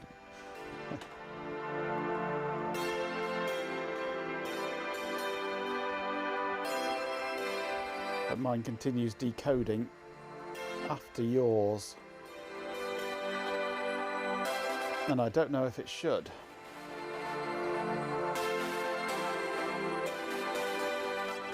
So I'm thinking yours is possibly more correct than mine, or not? Or is mine more correct than yours? Either way, it's weird gibberish that we've got here.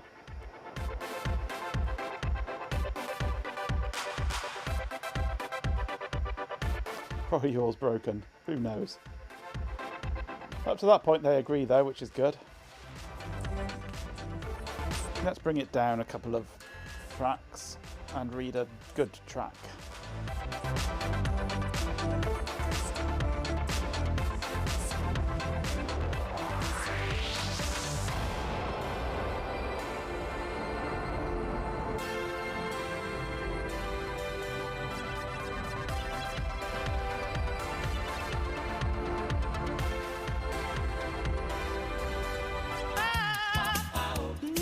Punkle. Wow, right support already, and you had it in you. Oh, dream on, dream on.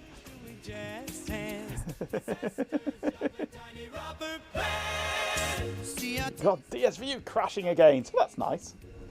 That's because you're not running Arch. So the smoke smells like bubble gum. That Funkle hits on here. comes a hum.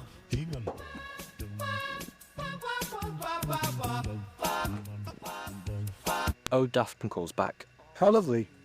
Welcome back, sweetie. Hope you brought me something sparkly. The past is where it stays, way back a year ago. I've changed for the better this time. You're scared but intrigued by it, by Big Clive's soda streaming antics. Oh, yes. But that's what happens when you live on the Isle of Man.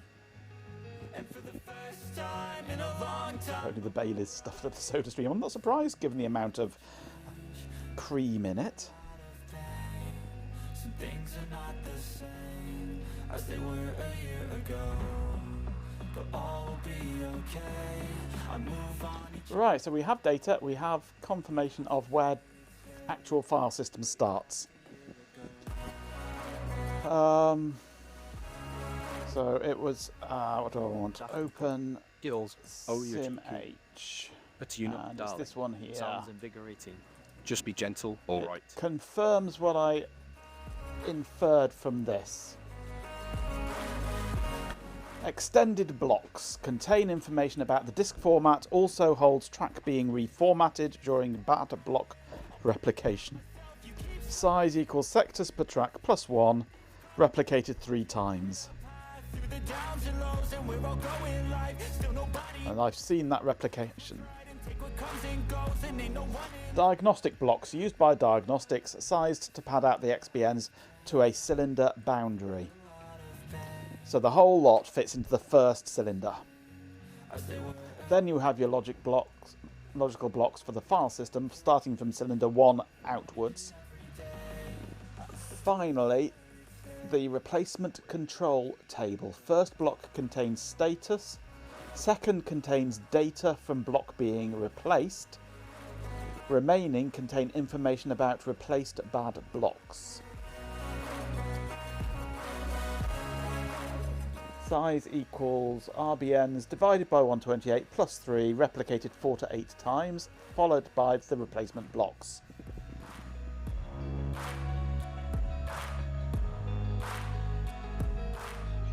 So,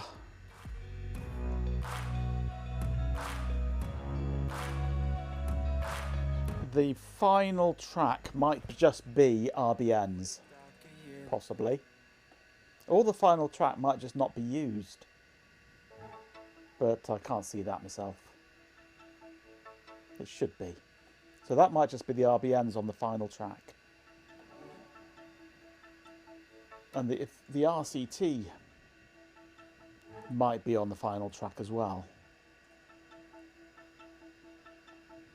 That track, that strange 11, no, go up 100 and start. This might be the RCT that we're seeing here, or one of the RCTs.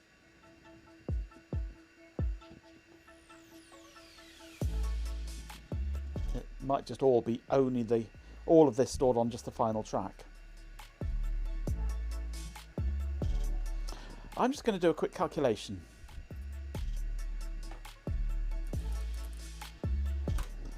Right, so we have 5 tracks in total. 17 sectors per track, 15 tracks, so 15 heads per cylinder.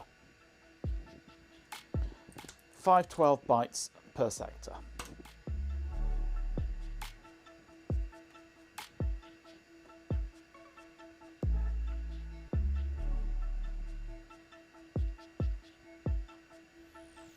Supposedly. That looks too big. I'm in octal, that's why.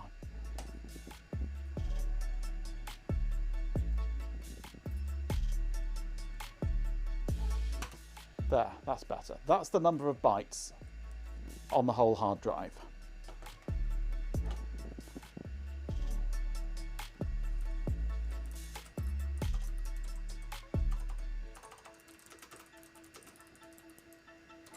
I have somewhere I'm always in Octal, yeah. Except when I've been hexed. Okay. Here I have SimH images of RD54, which is smaller than this. If I subtract that from there, that gives us that much data. Divide that by 512, that number of sectors. Divide that by 17, doesn't make sense.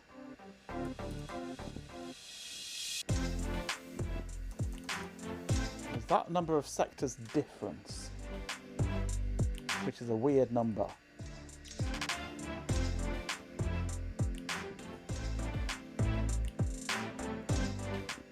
Divide that by 17 times 15 is the number of sectors per cylinder. That gives us 4.388 cylinders difference. Which is a weird amount.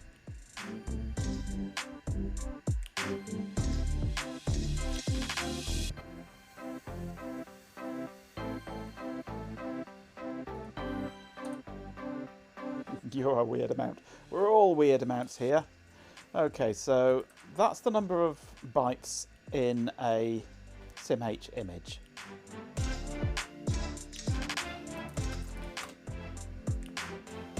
There's no header because it knows that it's a files11 file system. Divide that by 512. That's the number of sectors we have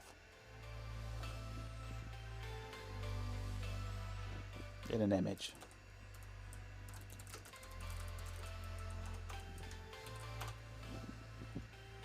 Divide that by 17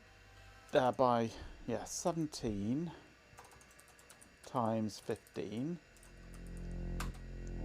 There's not a full number of tracks in there.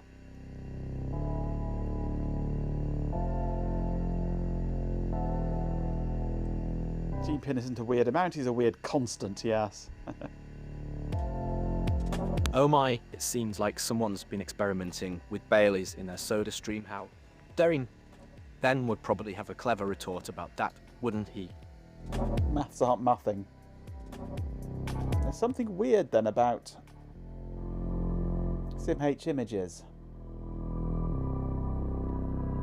I've turned the hard drive off for the moment, so it's not whining away in the background. Because that's not a normal number of sectors. Unless the RCT takes up some of the space of logical blocks.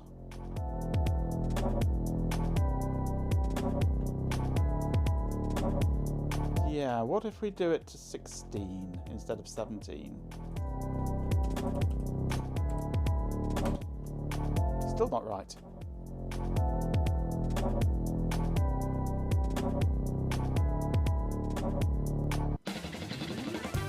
No, it doesn't. I just showed that on here. If I do a file of these, it knows that it's a VMS file system. So there's nothing in front of it. It just goes straight into the file system.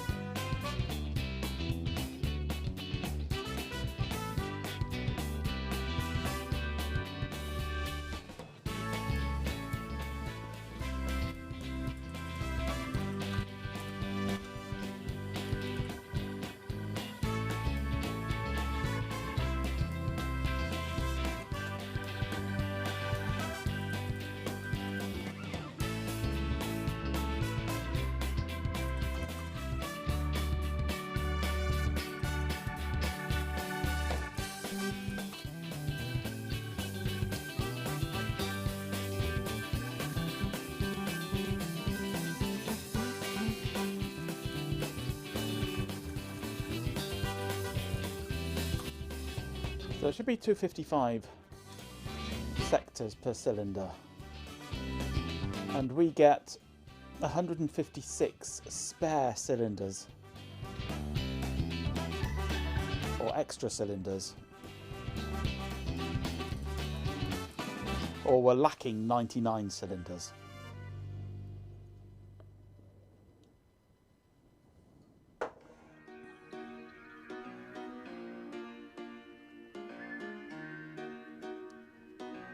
Oh, sorry, not cylinders, sectors, sorry. From the whole image size, we're lacking 99 for it to be rounded up to a whole track. Blames deck being weird. Yeah.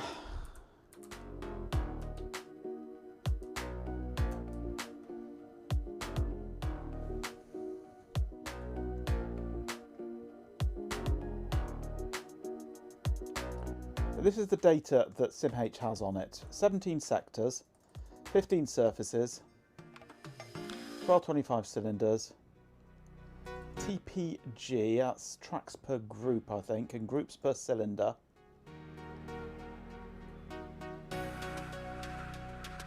The RCT is 7 times 8.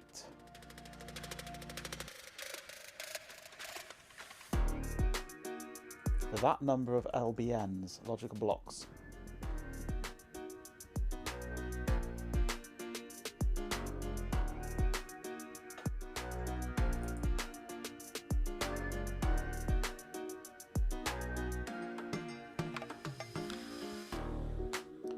Which is 56 different to what we have. Even that's different. Because we've got 311256.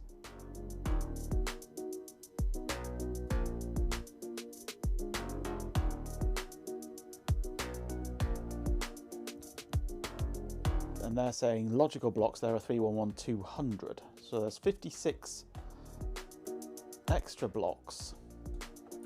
Is that 7 times 8? It is 56. So it's that plus that in the file.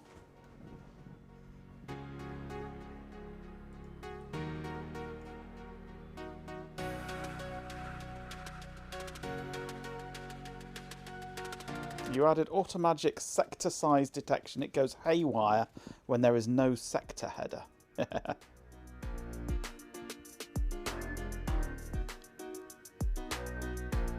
Switch auto to 512 or whatever. Fair enough. Yeah, where are we?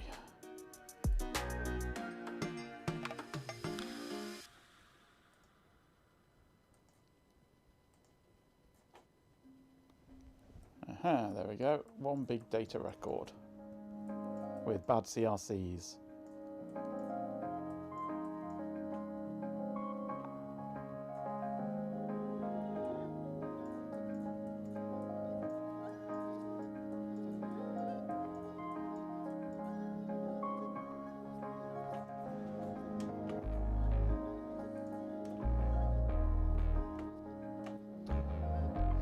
Right, so the size of the SimH file has the logical blocks plus the RCT, which is at the end. So I can now pull from this an RCT, or even a non-RCT. And we know that there's that many blocks. So if I do DDIF equals, let's take BMS there. OF equals RCT.bin. BS equals 52. Skip equals all of those. That then leaves us 56 records in RCT.bin.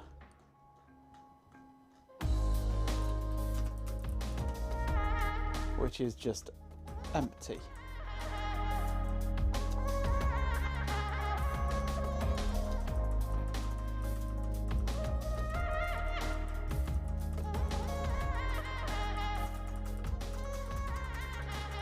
Right, so a SimH image contains the RCT but doesn't contain the bad blocks. Which is understandable because there won't be any bad blocks. And neither will there be in my emulation system either. But what it doesn't contain is the media descriptor track.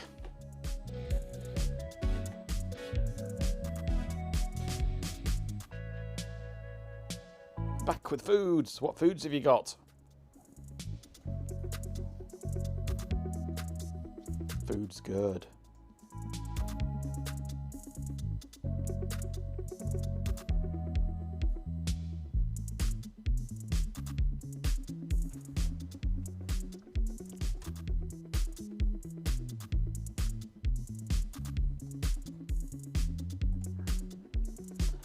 So if I go back into here, I should be able to go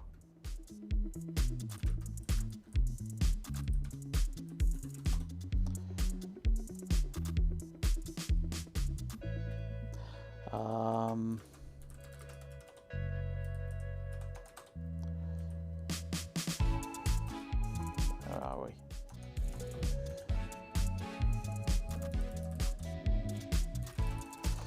I'm sure there must be a way I can sort using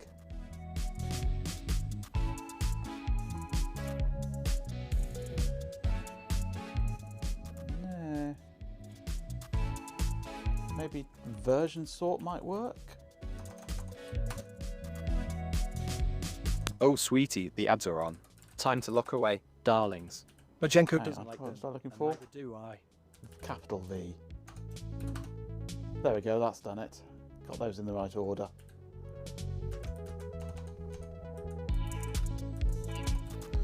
So let's go cat all of those into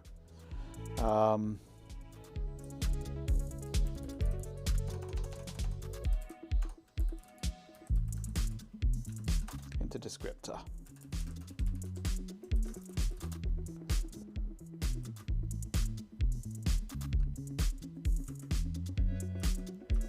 Get the feeling that something didn't necessarily decode properly on track 0, but we have replication 3 times. So that first block there should be exactly the same as the 2 blocks following for replication.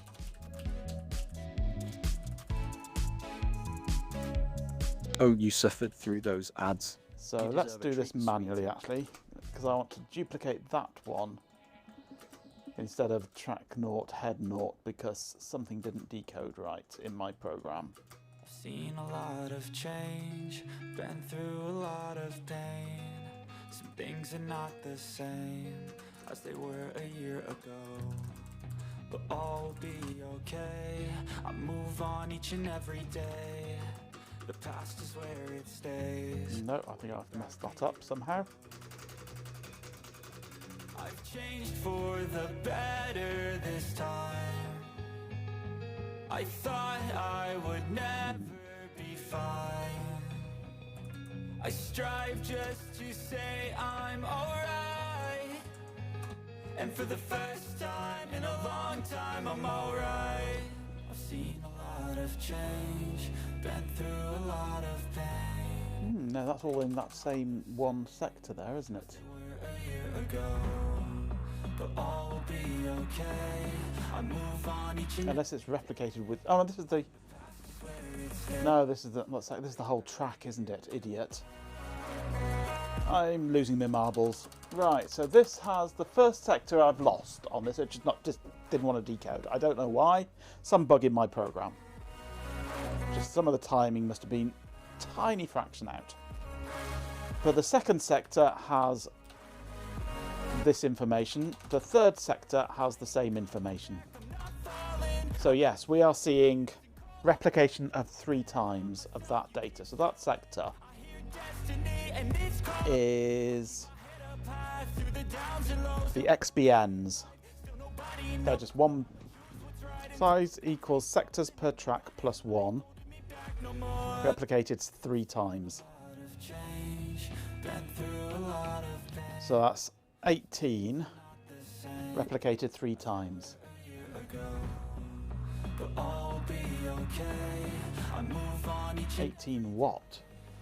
The past is where it stays. Way back a year ago. 18 blocks?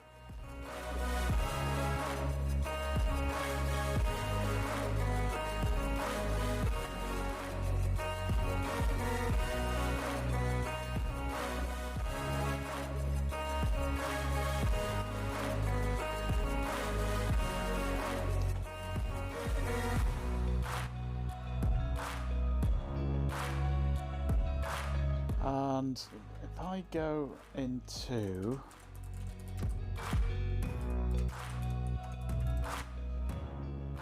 there's a file that we looked at last time, isn't there?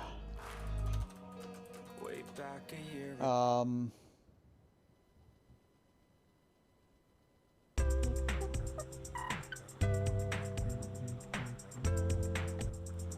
that one.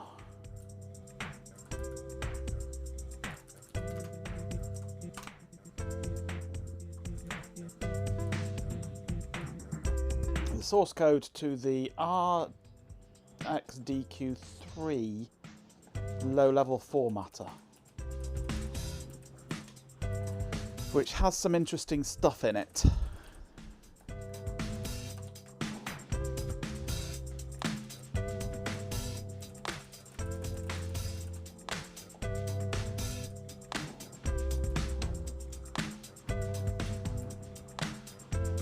Has some tables in here for different drives.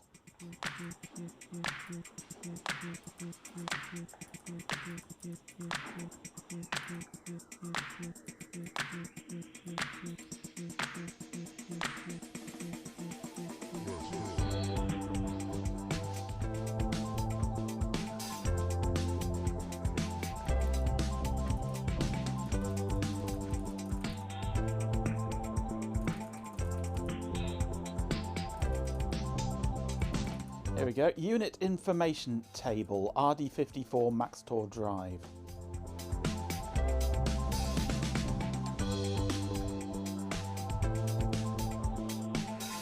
And I'm wondering if this might be... Where are we? Too many windows. Get rid of that one.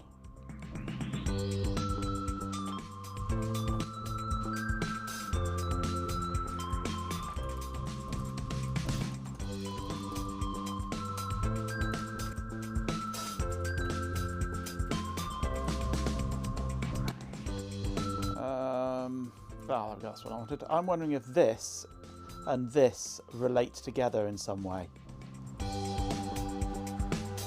that and this are at all the same.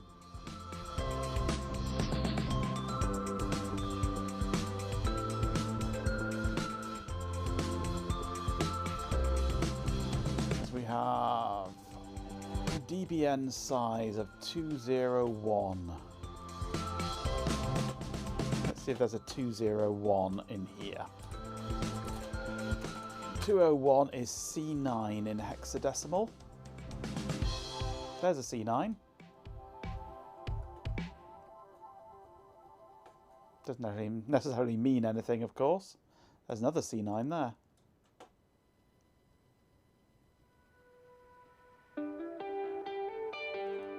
There's a C9 there. There's a C9 there. That's a good candidate actually for, these are words, aren't they? So that would be a C900 would be that one. Then a 00. Then a D8BF. Is that going to be that?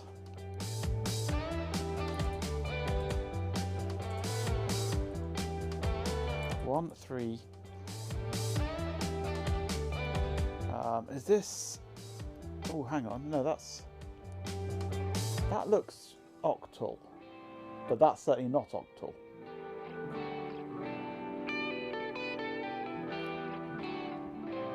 But that's in there as 137730, but that's in there as 311. Oh, the full stop at the end denotes decimal. So that's octal there with no dot at the end. So let's go into octal. 137730 gives us BFD8. BFD8. Ha-ha! Looks good. Then we got 4. Then we got 609, which should be 0261. Back to decimal. 609 261 0261. I think this table here is this data here. I think we've got it. I do believe we may have found it. What this first bit of it is, I don't know. That section. Because that's not in here. But it looks like this lot from here onwards is this.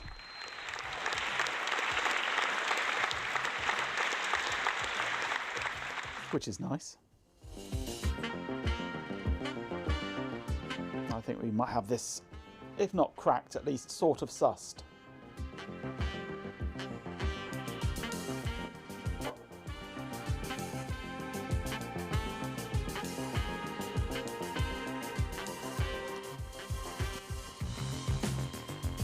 So I can recreate this now. Is this the hunt for Red October? I mean, the secret extra track for the drive identifier. It is indeed. This is the data of the drive identifier. This is the information about the drive. These appear to match up.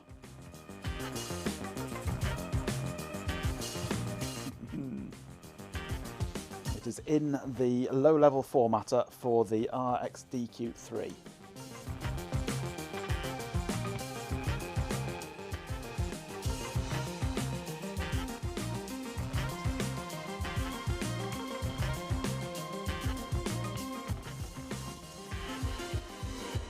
But it doesn't look actually like it does match up 100%, because here we've got 111. I'm not seeing 3 ones in a row. I'm seeing 2 ones in a row.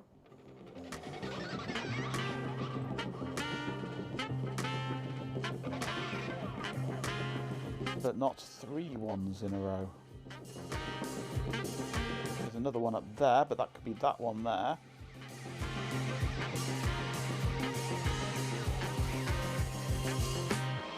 So we've got a 1 and a 2. We've got a 1 and a we've got a 1 and a 7, which was 178. 178. We're seeing 178. That's the 2 binary numbers, I assume. I could decode them, but can't be asked. Then we've got a 1. Then I'm seeing a 7 where it says 2 there. An E where it says 8.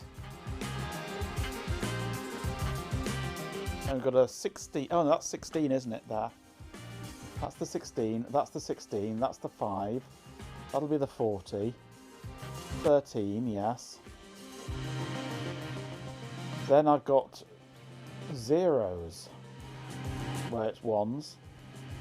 32 is 1. Maybe these aren't required or stored. 3, 4, 5. And we've got 1, 2, 3, 4, 5, 6, 7, 8. So there's 16 zeros there before we get a 1503. What's 1503?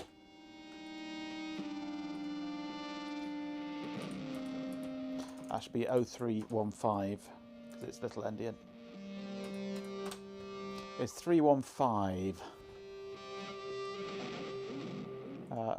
Decimal is 789. There's no 789 there.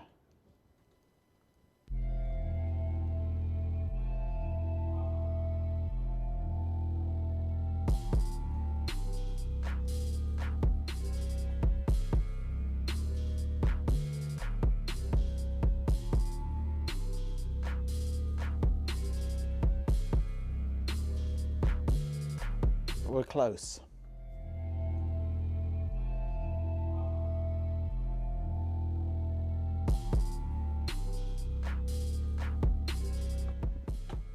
I mean, it's highly likely that this does differ between systems, but only slightly.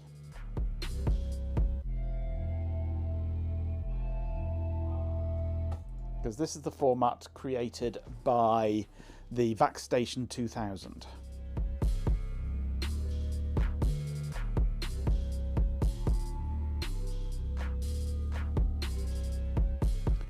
I do have the ROMs for the VacStation 2000. This table is probably in that ROM, because the low-level formatting routine on the VacStation 2000 is in that ROM. I could probably find this table, but that won't actually help me understand what the numbers mean.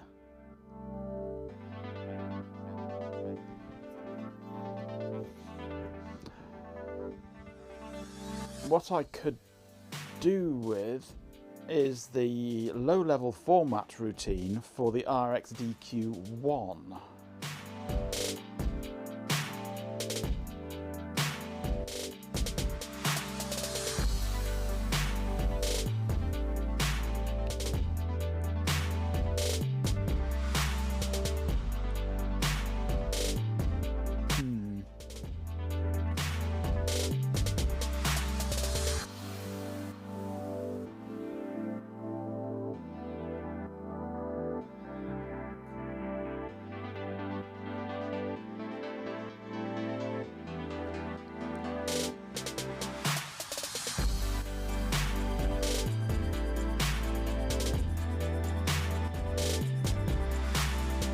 What is 1503 we just looked at, didn't we? 315, that was not in this table. But up to 13 here, it seems to be good. Or very, very similar. But after that, it seems to diverge.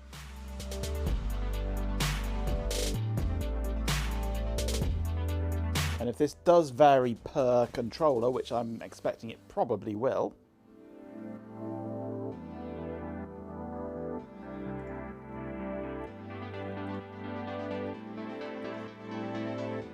yeah, those hexadecimal numbers there are those ones there. I thought they would be.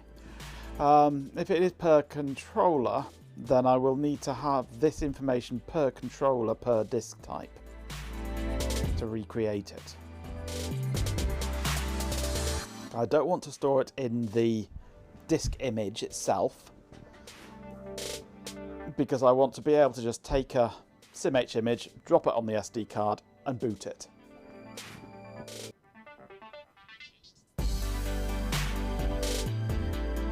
So this information wants to be in a configuration file.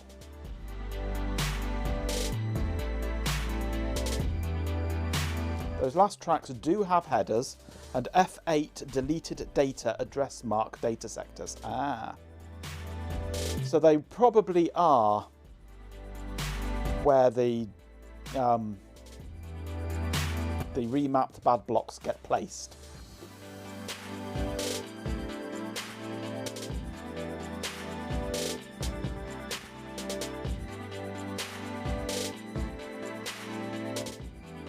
Since the bad blocks, the remapped blocks go after the RCT, and the RCT is at the end of the logical blocks.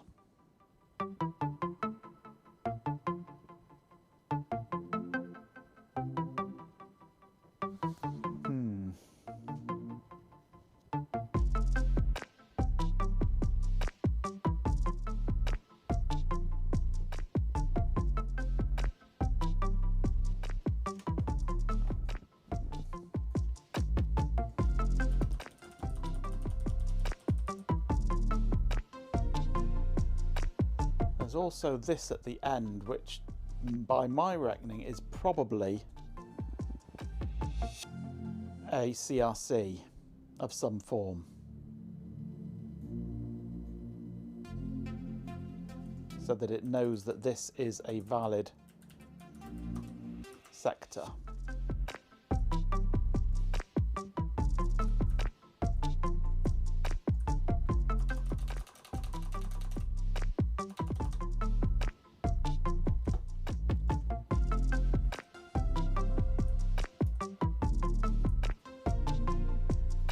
Auto recal possible. Tasty. Yes, auto recal cylinder possible on this vendor's drive.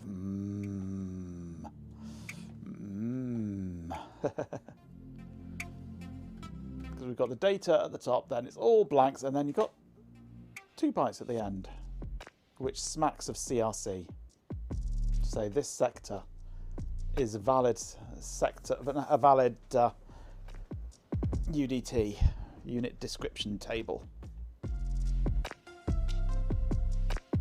Is it just simply a sum of all the bytes?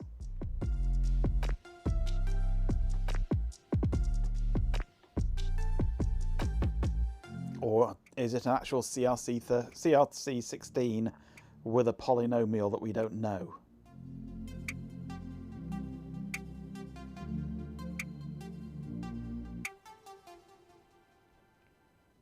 I completely agree, Chloe.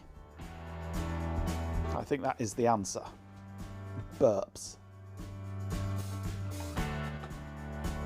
Oh, sweetie, the ads are on. Time to look away, darlings. Majenko needs his focus, and frankly, so do I.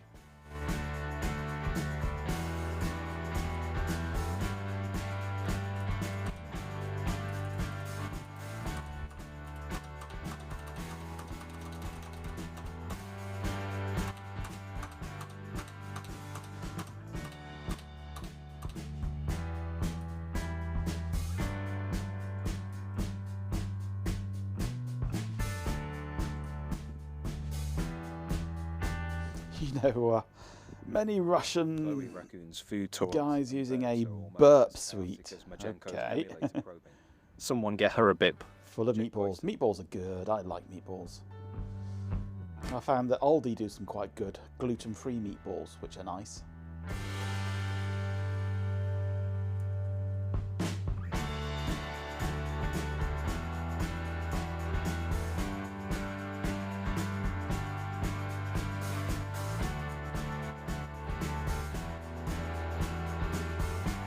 Oh, you endured those ads. You'll be rewarded, maybe. Thanks for sticking around, sweetie. So, if I take that sector's data,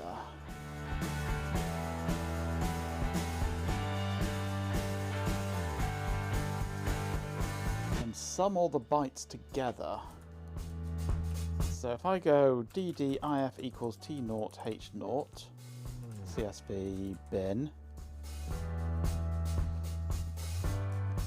OF equals UDT.bin, BS equals 512, skip equals 1, count equals 1. That's the UDT in one file.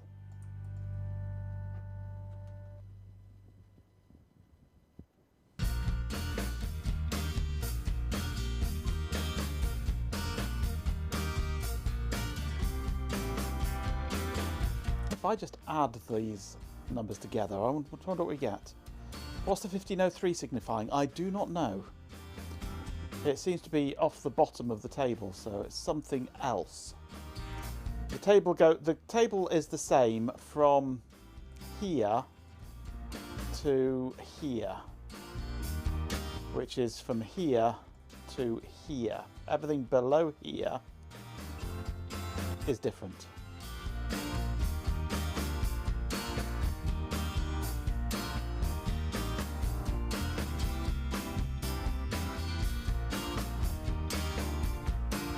Well, this data isn't in SimH.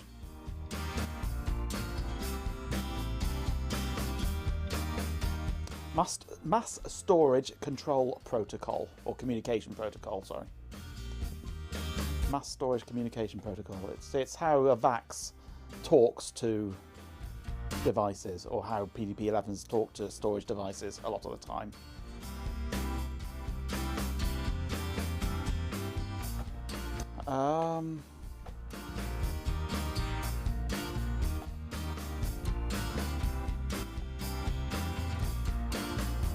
I do have SimH source code here, which I'm looking at,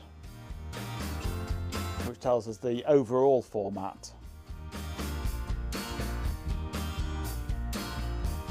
But it handles a lot more disks than it should be able to on this one controller.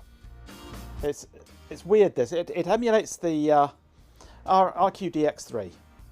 The RQDX3, I have the source code here for the low-level formatter. That can handle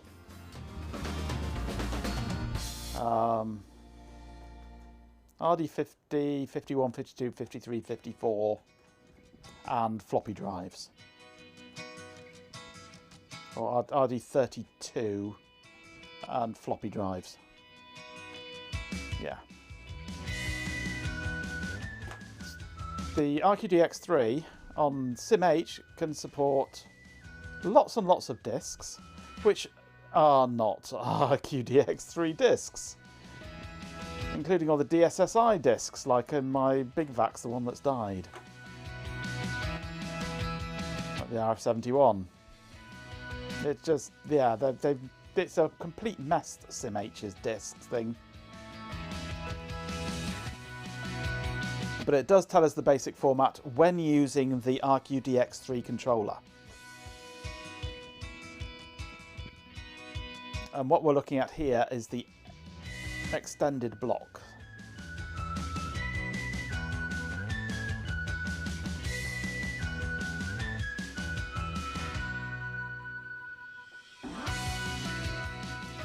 Followed by the diagnostic blocks, which make up a whole cylinder.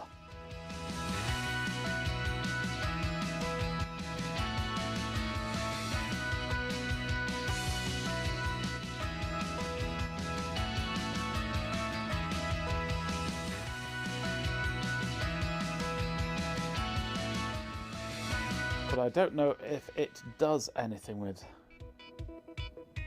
XBNs.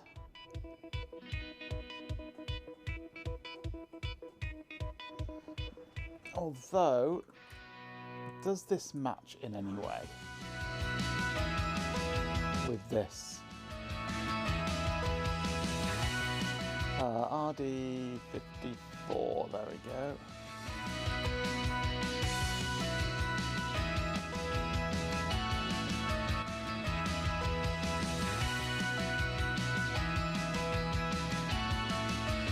Sectors, surfaces, cylinders, write pre-comp, produce, no.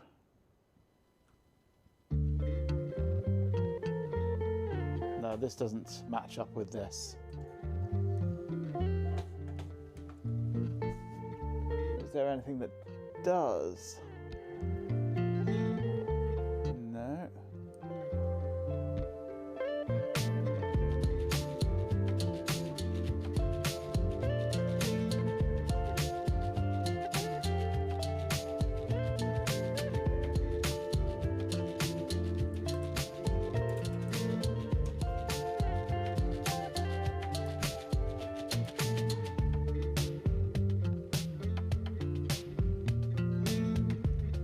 Note that an RA drive has a different order.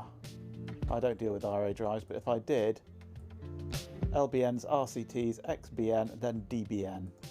RBNs are spare blocks at the end of every track. If you're using an RA drive. You off Hot Rocks, thank you for joining us. Have a good night. Retired Android, thank you for following. Welcome to the channel. Hope you're enjoying yourself. But this doesn't appear to do much with XBNs. Welcome, sweetie. Hope you enjoyed the Sharon Majenko love.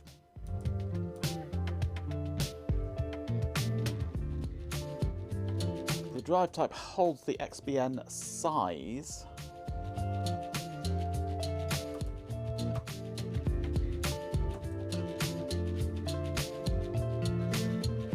All it does, I think, is store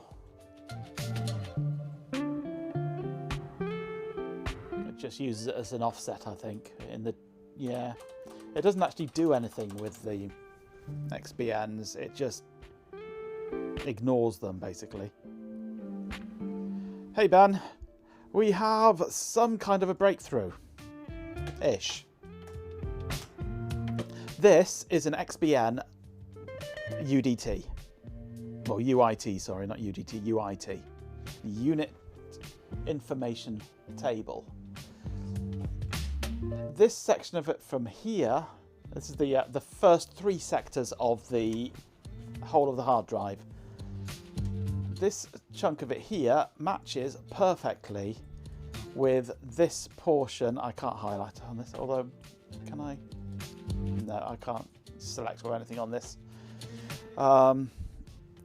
The unit information table held in the RxDQ3 low-level formatting source code. From here down to here, it is the same. So I know what all of these numbers here mean. From here on in, either it just doesn't need to know those bits, or it just doesn't, they don't exist on this controller. There's other things, and then what looks like the possibility of a checksum at the end.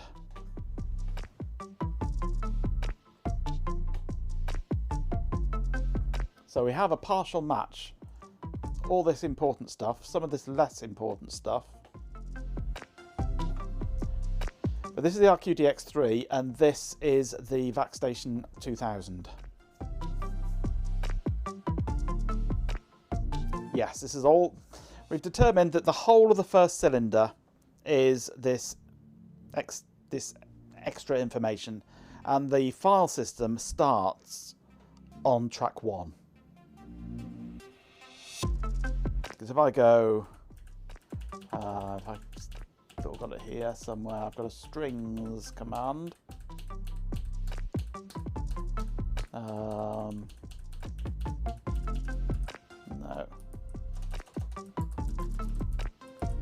Strings -f star.bin.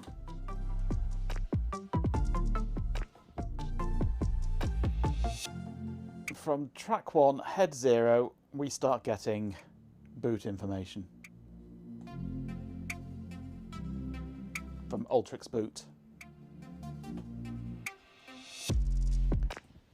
So the boot block is track 1, head 0. Track 0 has nothing in the way of strings in it, really. Just that little bit, which we've seen.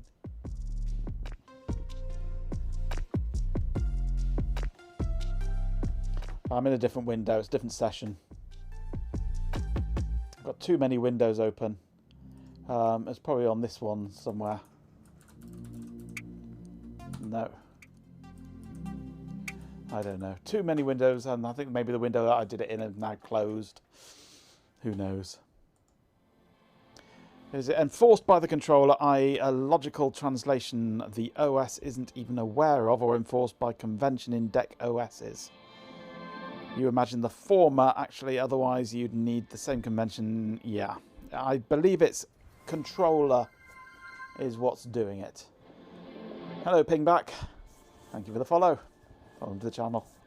I believe it's the controller enforces it, so the OS only sees track 1 and upwards. Welcome, sweetie. Hope you enjoyed the show. But I need to emulate that information because I'm talking to the controller. Because I'm a drive, the controller wants to access that information.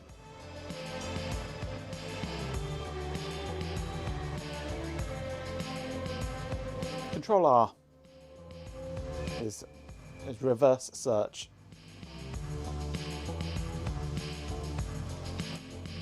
Control R, reverse search, ST has strings.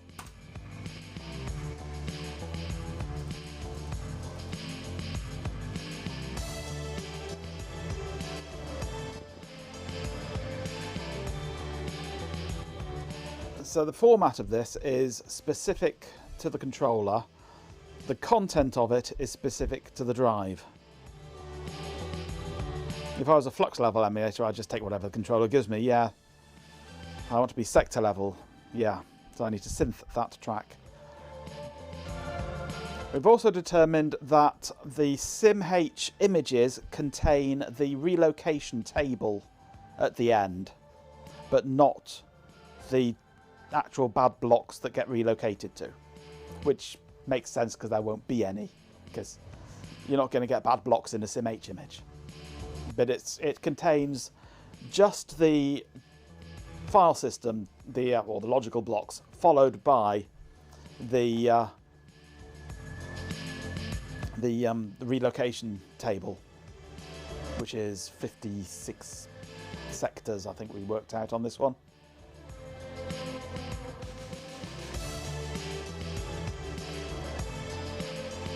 Do you feature bad block emulation? Yeah. You won't get bad blocks in a SimH image coming next, yes.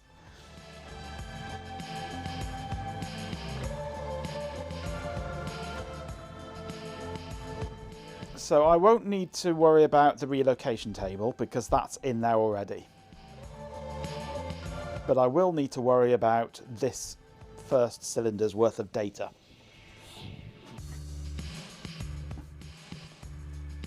I thought you and Ben just shared one head regardless.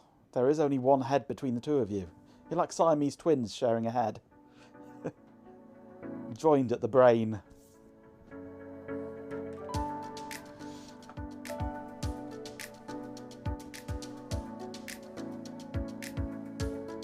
So I don't necessarily need to know the format of this for the RD54 connected to the VaxStation 2000. Technically 3 heads, but the less we talk about that, the better. Yes, indeed. Because I have the information here. I don't really need to know what it is. All I need is that raw information and just replicate that 3 times and then fill the rest with blanks.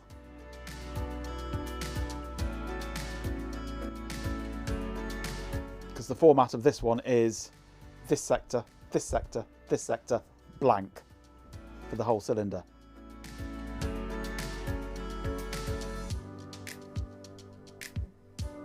So I don't necessarily need to know it as long as I provide it. But I will need to know this.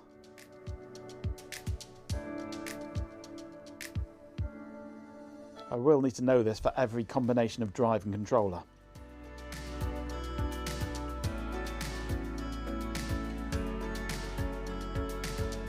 You can always ask ping back, yes, but we don't always pretend to be particularly clever here.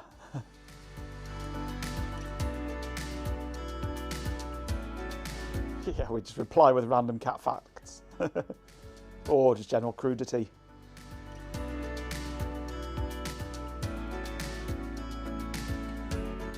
The most insane thing you did was bitbang a TSOP48 NAND flash, dump and mod contents. Oh, with an FT2232 mini module. Nice, nice. Well, this is MFM encoding and decoding using a logic analyzer to access the data, save it out as a CSV file, and then interpret that CSV file using a little C program that I've written to pull the data out of it. And then we're emulating it using, or we will be emulating it using, where are we?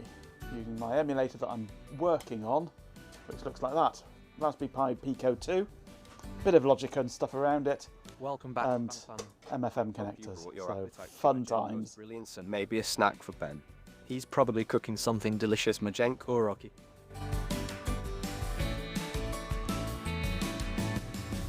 And I have a separate file for cylinder 0. Well, yeah, it's going to have to be something like that. I'm already planning on a config file for the format, which will have to be a config file of the format for a specific controller type. So I'd like the information to be in that file if I could, so it's just one file. So I don't really want a binary blob in it, but I could. A PS4 Slim to be repaired. Already managed to get NOR and syscon dumps. Problem is you can't get hands on a TC2++, but would need to also rewrite the syscon. Decompile Arduino hex files. Well, yeah, you can convert a hex file into a binary file using OBJ copy, the AVR version of it. That gives you a binary file. You can then use OBJ dump to disassemble it into assembly language, and then do what you need to on it at that point. So headers at the end have the usual CRC, 16-bit CRC. 1021. Oh, good. It's good old 1021. That's nice. So I can create this CRC here. That's just a CRC of... Seriously. Rolls eyes. They're on now, folks. Is it a CRC of the entire sector? Or just this data area?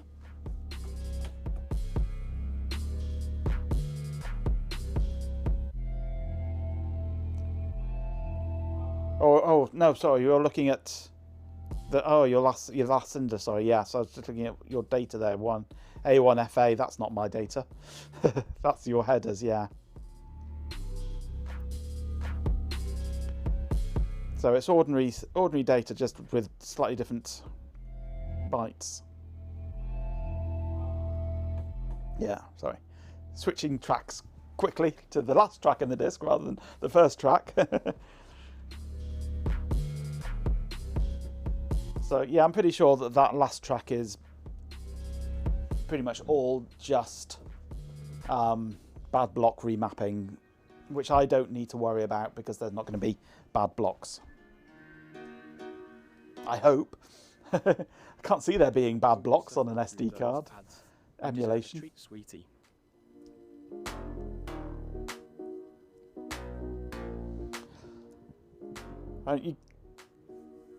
Original product only provides the hex files for Teensys, and you need to port it to ESP32. Ooh, I mean, that would get you the disassembled assembly language, which you need to. I mean, it's not a simple language unless you know it already. It's assembly language is a bit of a black art at times.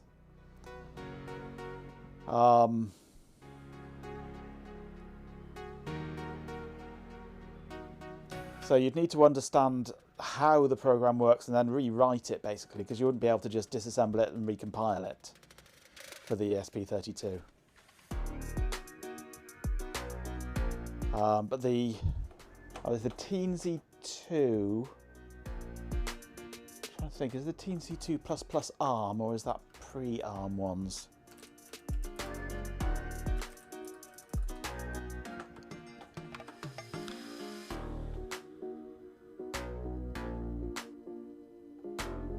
No, it's a 32U4, isn't it, on there? So that's AVR code, yeah.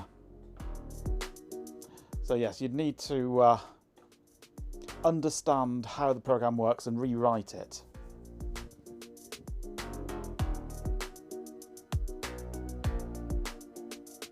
A 5-byte header.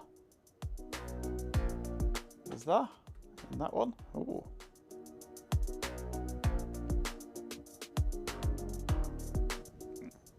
Maybe something in there to say where it's come from, or the fact that it's a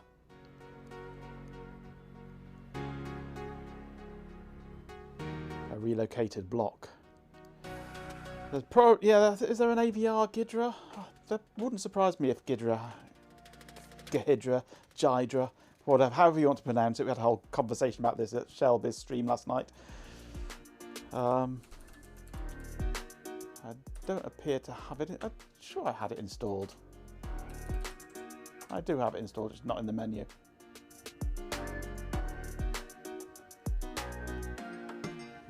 Google says yes.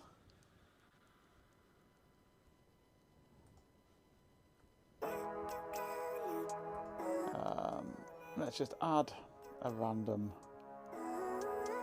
file. Where are we? Import file. Let's grab one of my ones I'm working on at the moment. Fuck me. Oh, MFM. Where's MFM gone? Let's just grab that one as a random one. Format raw binary language. If you don't try at anything, so I'ma just keep buying everything. See you in the next life, have to be a better me. I don't think that my head's on straight. Gotta flip it and grip it and go. Got AVR 32 and AVR 8. There we go. X Mega. Better change my mindset, meditate. It's pretty cool that I'm AVR 8, X Mega, GCC. They won't be able to do anything with it, of course, but yes, it's Gidra, Jydra, whatever. We'll disassemble that for you and try and convert it into C code even.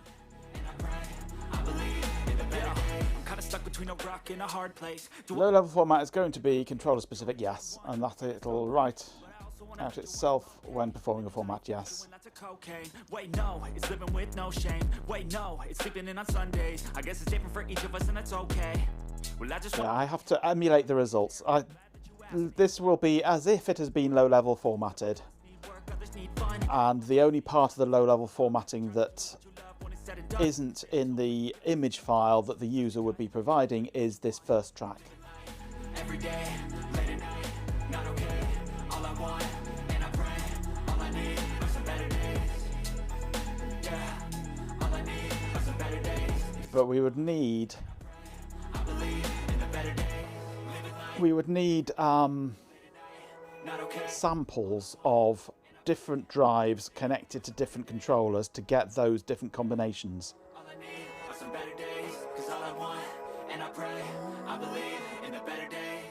Gidra can be a bit of a pig to get to grips with. It's not a simple program, but it is incredibly useful, especially when working with old systems where there's no documentation and all you've got is maybe a ROM dump or something like that. Disassembling it all and decompiling it in Gidra can really give you some deep insights into how it works.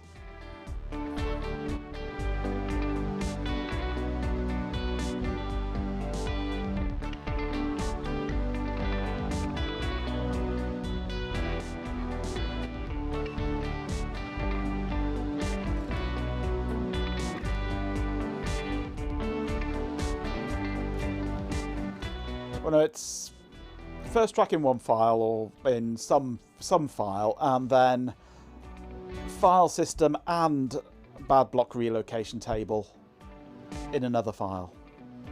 Yeah. Because the relocation table and the file system are combined in a SimH image. I didn't, but I did go to the post office. Oops, just dropped my microphone box. I did go to the post office today to get some more padded envelopes so I can actually post it. Because I'd run out of padded envelopes. I've also run out of address labels for printing address labels on. But they'll be with me within a couple of days. So I can print his address out with a postage label, yes.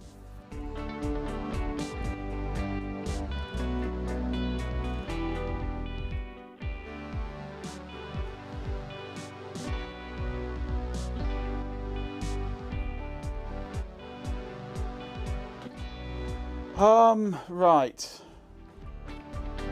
Where are we? Let Claude AI help you do the first steps. Yeah, it's a fun program to try and work on. So yeah, but incredibly powerful. Created by NSA, I believe, the National Security Agency, or the non-such agency.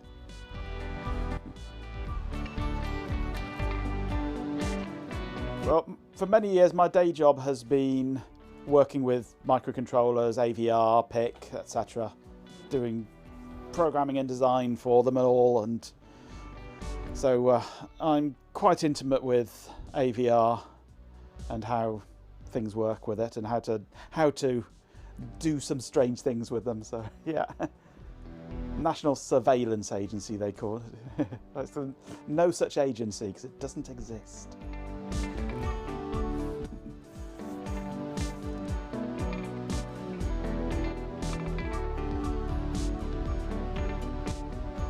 Lots of ESP Home. Oh, ESP Home. You want to talk to Martin X then? He's our ESP Home aficionado here.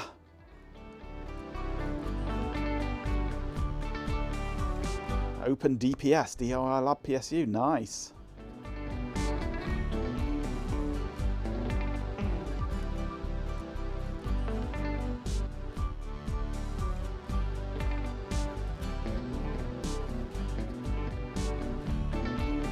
You mean you don't have a crate full of C13s?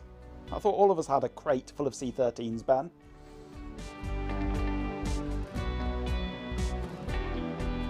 Boxes? Marks and Spencer's bags full of C13s, yes.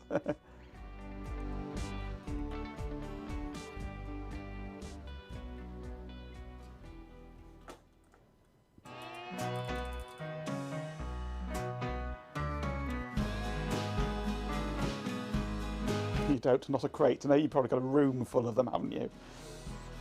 Dedicated a whole closet just to C13s.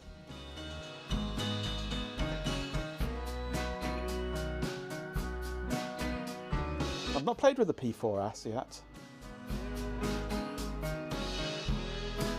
I've got all sorts of ESP32s and similar boards and things, and a few projects for customers based on the ESP32. Lovely chips, lovely to work with. If you want Wi-Fi or Bluetooth, they're the chip to use, definitely. Well, module. But with more tech and less dignity, Majenk or I've got one actually on an e-ink display actually. That's fun to work with. And a lot of them actually I use with FabGL with these modules. I don't know if you can even get them anymore. These little ones from TTGo, which give you a VGA output on an ESP32. Very fun little ones. Give you a PS2 keyboard and mouse, VGA output, and it can do things like emulating a PC, 8088 PC, and VIC-20 and Z80 based old systems and things. Yeah, it's a fun one to do. It's also good for making sort of Wi-Fi connected telnet terminals and things like that. So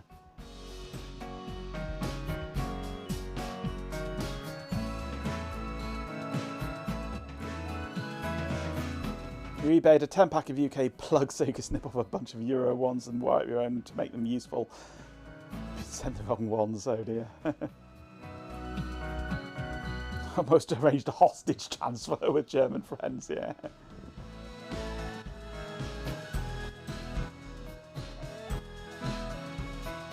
Right, so I have a sort of semi-plan of how to tackle this now. I just need to work out how I'm going to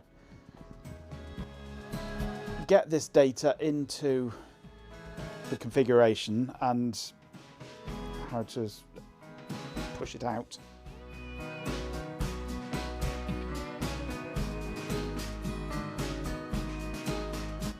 Yeah, I need to get some of the newer ESP32s. I've only got the older, not the S3s, W rooms, or whatever they are, the original ones. I've not played with any of the new ones at all, but they look really good. So I need to get some at some point and have a good play with them, because I like playing with these things.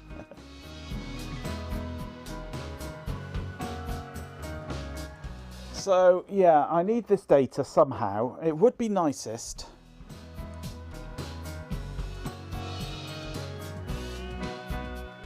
Yeah, put it in a separate bin file and have a config file that says, yeah.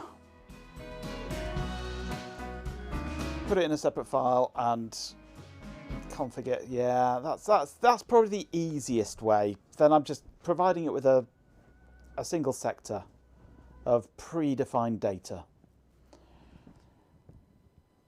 It would be nice if I could create that data though from the config file.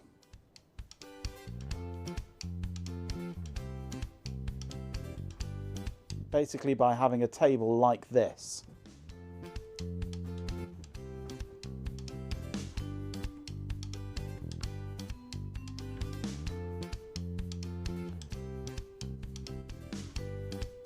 Because having to have the binary file, you have to have the binary file.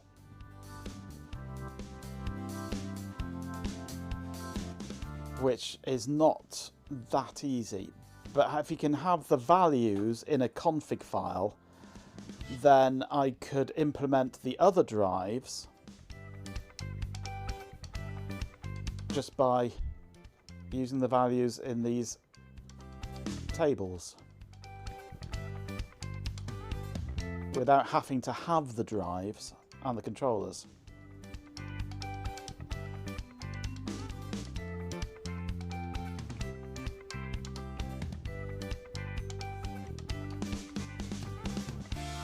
Oh, there's more than 2 discs. We've got the RD50, 51, 52, 53, 54, the RD32, and then of course they use similar stuff.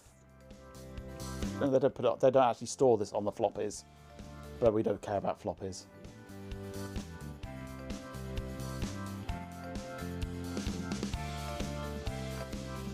Yeah, no, it's RD51, 2, 3, 4, and RD32. So there's five discs for this controller.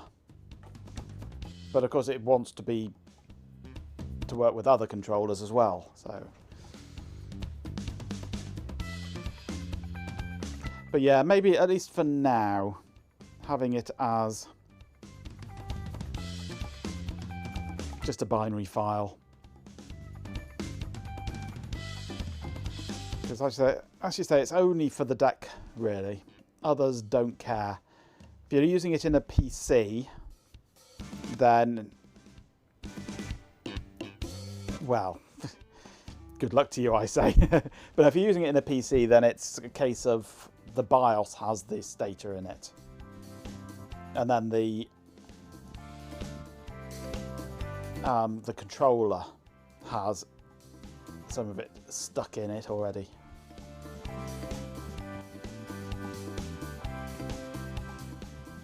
You need to go and plug us in, but that involves getting off your arse. Yeah, that is a problem. Lack of tea, lack of CBA. Don't worry, there's only 5 minutes of stream time left. If you want, Ben, we can finish 5 minutes early, so you don't have to worry.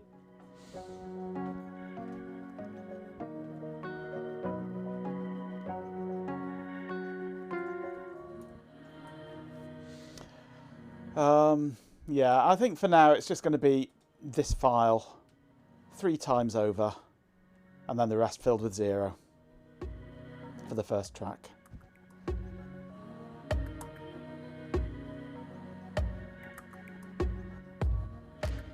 The low battery need juice pop-up was a quarter of an hour ago, so probably have 5 minutes at least. 10 minutes if you close some tabs.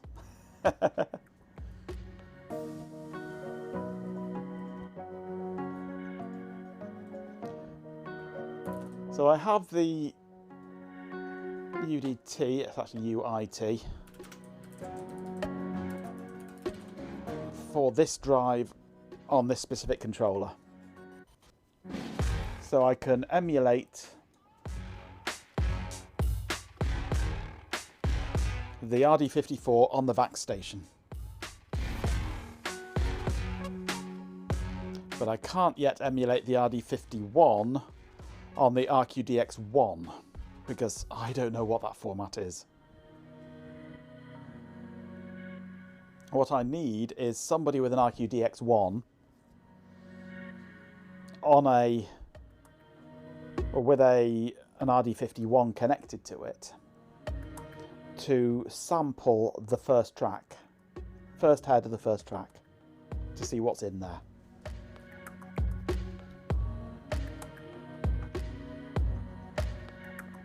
And I think probably Jout is going to be the best bet for that. Whether he has a RQDX1 though, I'm not sure. I know he's got RQDX3s and he's got RD51s. But whether he's got an RQDX1, I don't know.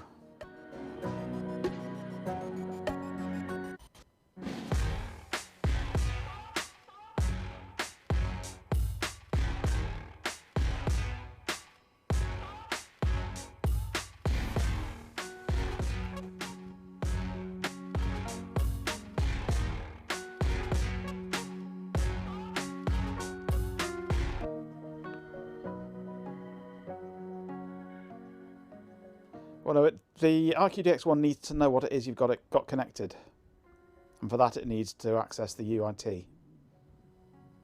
It's just the RQDX1 only supports the RD50 and RD50 and 51, I think it is. It supports, or 51 and 52, but nothing further than that.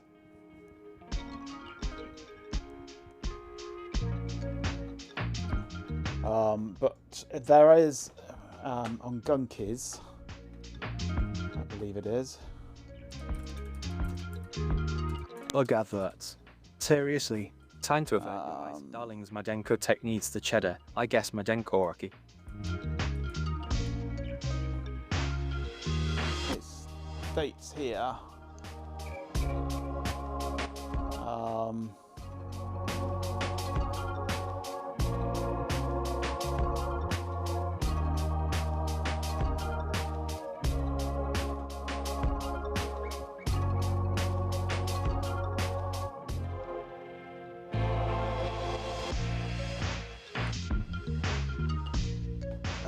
Tried an RQDX2 10D firmware and the RQDX1, and it did not just start up correctly, but was also able to read a disk that was formatted in the RQDX2 controller.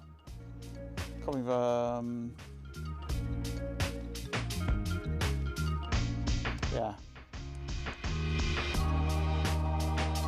We've got interleaving on the RQDX1 and 2, which I don't have on the VAC station, so I need to implement interleaving yet.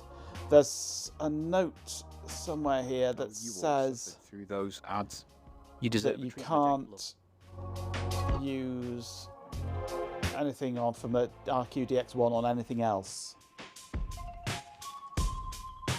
Somewhere that it's an incompatible format with anything else.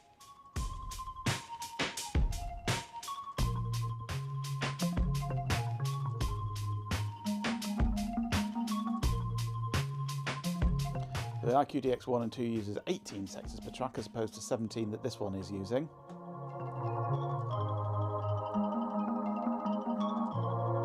There we go, yeah. Whenever a computer is upgraded by adding an RQDX3 controller in place of an RQDX1 or 2, the disks RD51, 2 or 3 will have to be reformatted using the newest XXDP or MDM formatter. These disks are not forward compatible as they were when upgrading with the earlier RQDX1 and 2 controllers. So the format of the disks is specific to the RQDX1 and 2, and it is different to the RQDX3. And this code that we have here, wherever it's gone, is for the RQDX3. So this is different to what's on the RQDX1 and 2. So.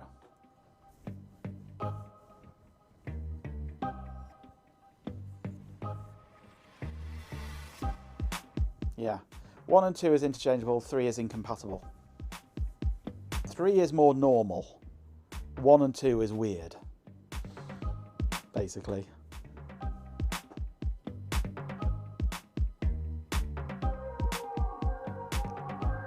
RQDX1 can use disks that were formatted on RQDX1. RQDX2 can use disks that were formatted on RQDX1 or RQDX2.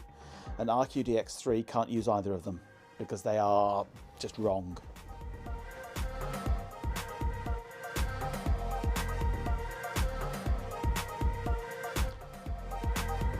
So I need to see if Jout has an RQDX1 or 2. 2 should work, but an RQDX1 ideally. Lowest common denominator. To see if he can capture me some traces that I can then work with to create the UIT block. Emits pondering noises now that we're sitting on the kitchen table and you've found a fresh C13 lead. What are you pondering? Are you pondering what I'm thinking, brain? Oh, Pinky, I mean.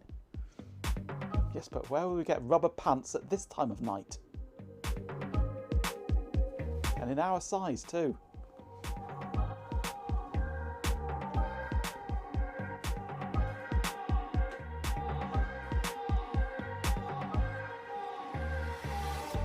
You always know where to find rubber pants.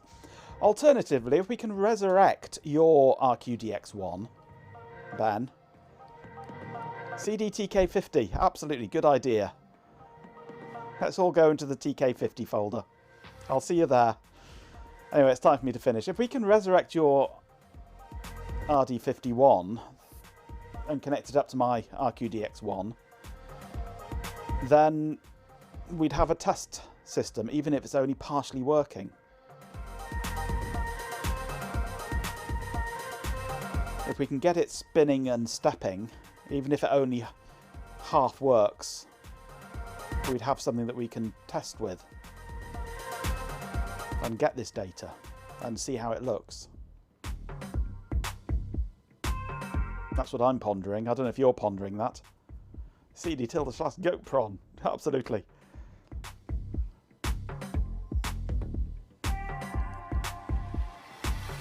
Machingo to Scotland.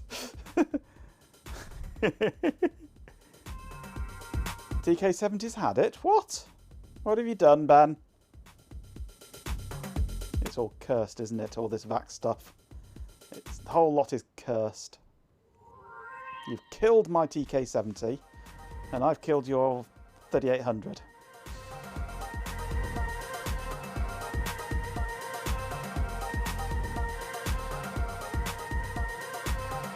What's up with that drive?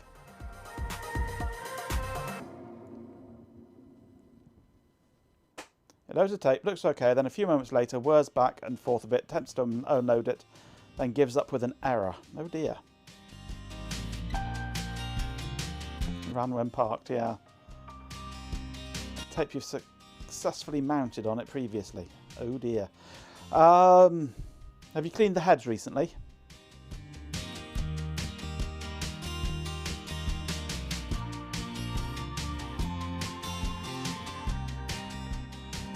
Because it probably wants a good clean now that you've run tapes through it. Because old magnetic tapes suffer from something called sticky shed syndrome. You cleaned it recently, yeah. Sticky shed syndrome, where the magnetic media peels off the mylar substrate of the tape and it gets left all over the heads. Reel-to-reels really suffer from it.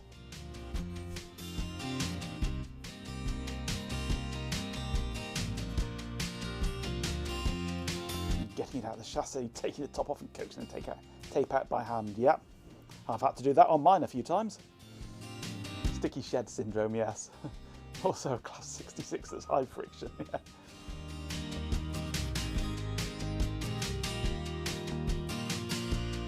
Worth a try. Speck of light oil. Anyway, I must finish.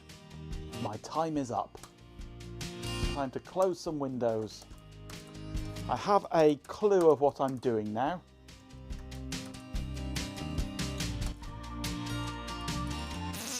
Only a vague clue, but it's a clue nonetheless.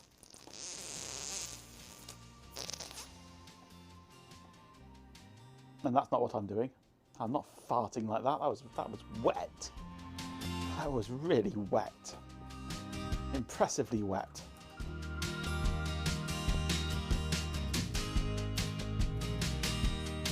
You first learned of ethanol as a thing to clean the heads of your reel-to-reel. Drinks came much later, yeah.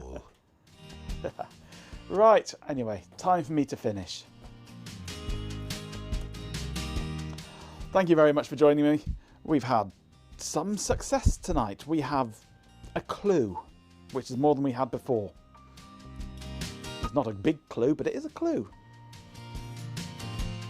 You're welcome, G-Pin.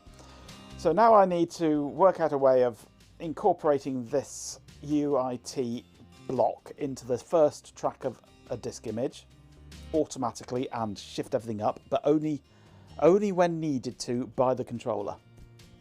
So get 3 more and kind of a clue by 4, yeah. So that's the next thing to do, really, is to try and incorporate this data into the emulated MFM data stream, which shouldn't be too hard. Don't implement UTI by accident. I'll try not to. Yeah. So we'll have a play with that in the next stream, and the next stream will be tomorrow. No choirs this week. I'm with you all week now. You can have me every night. You can have me every single night. Chafing allowing, of course. So I'll be back tomorrow, 7 PM-ish, for a little while, before then handing over to Ben with his Lego building. And then I'll be back on Wednesday again. And unless Matt wants to do some ESP32 or anything, you'll have me all evening. Then Thursday as well. And then Friday evening as well. And Saturday. Remember, a drink before hitting go live tomorrow. Absolutely, yes. I normally have one. It's just, I came up with a cup of tea, then I drank that before stream. So I didn't have my glass of water. Anyway. So yes, I'll be back tomorrow. Thank you for joining me. Let's run my outro and I'll carry on yapping while the bot thinks. You might get tired of me at this rate, absolutely. Well, you know where the door is.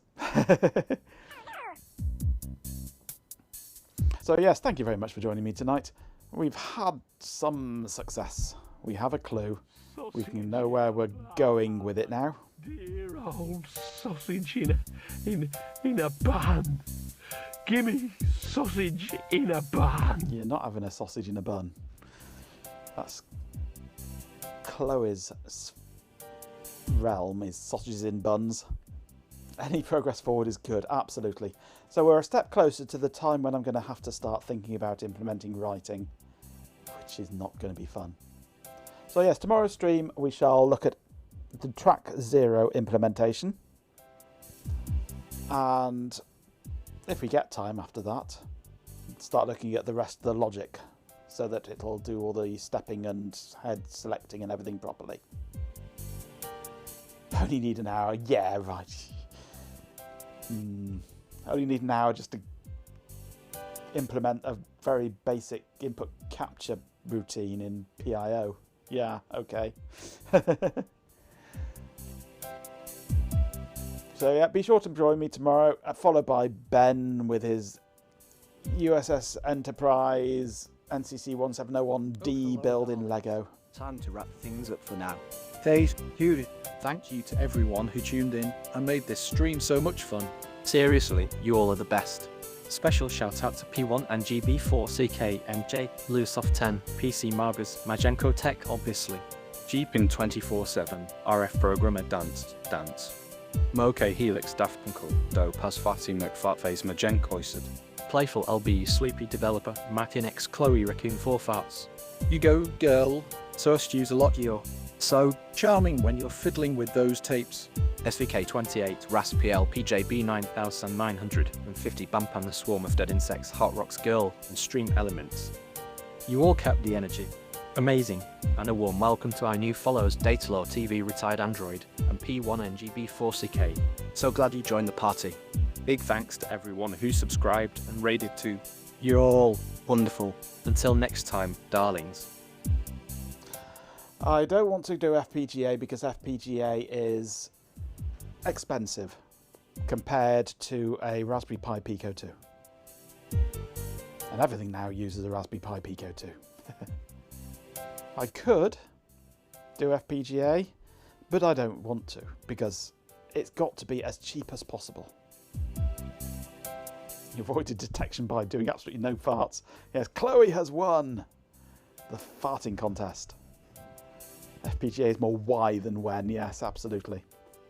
I could do, and some aspects of it would probably be a lot better, a lot easier. But welcome back. at the cost of being more expensive. Bought snacks for Ben. He's probably already planning his next culinary masterpiece, Magenic or Rocky Dance. Welcome back, Industrious, yes. So no, it won't be FPGA, or certainly not this. This one won't be FPGA.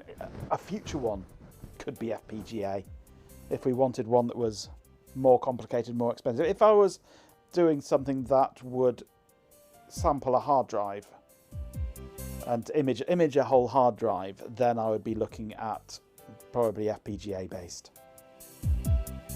But for this one, absolutely not.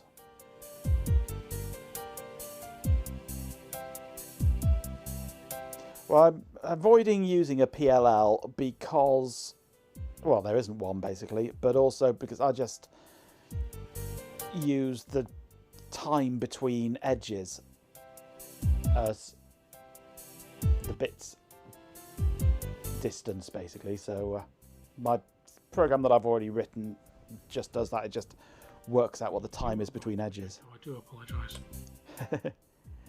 So that's probably the way that I'm going to implement it on the Pi.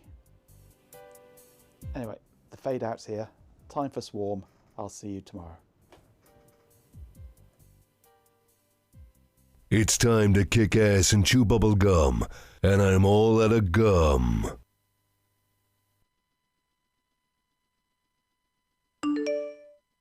Enterprise, this is the captain. Oh, that was a crap one, wasn't it? Oh well. See you tomorrow.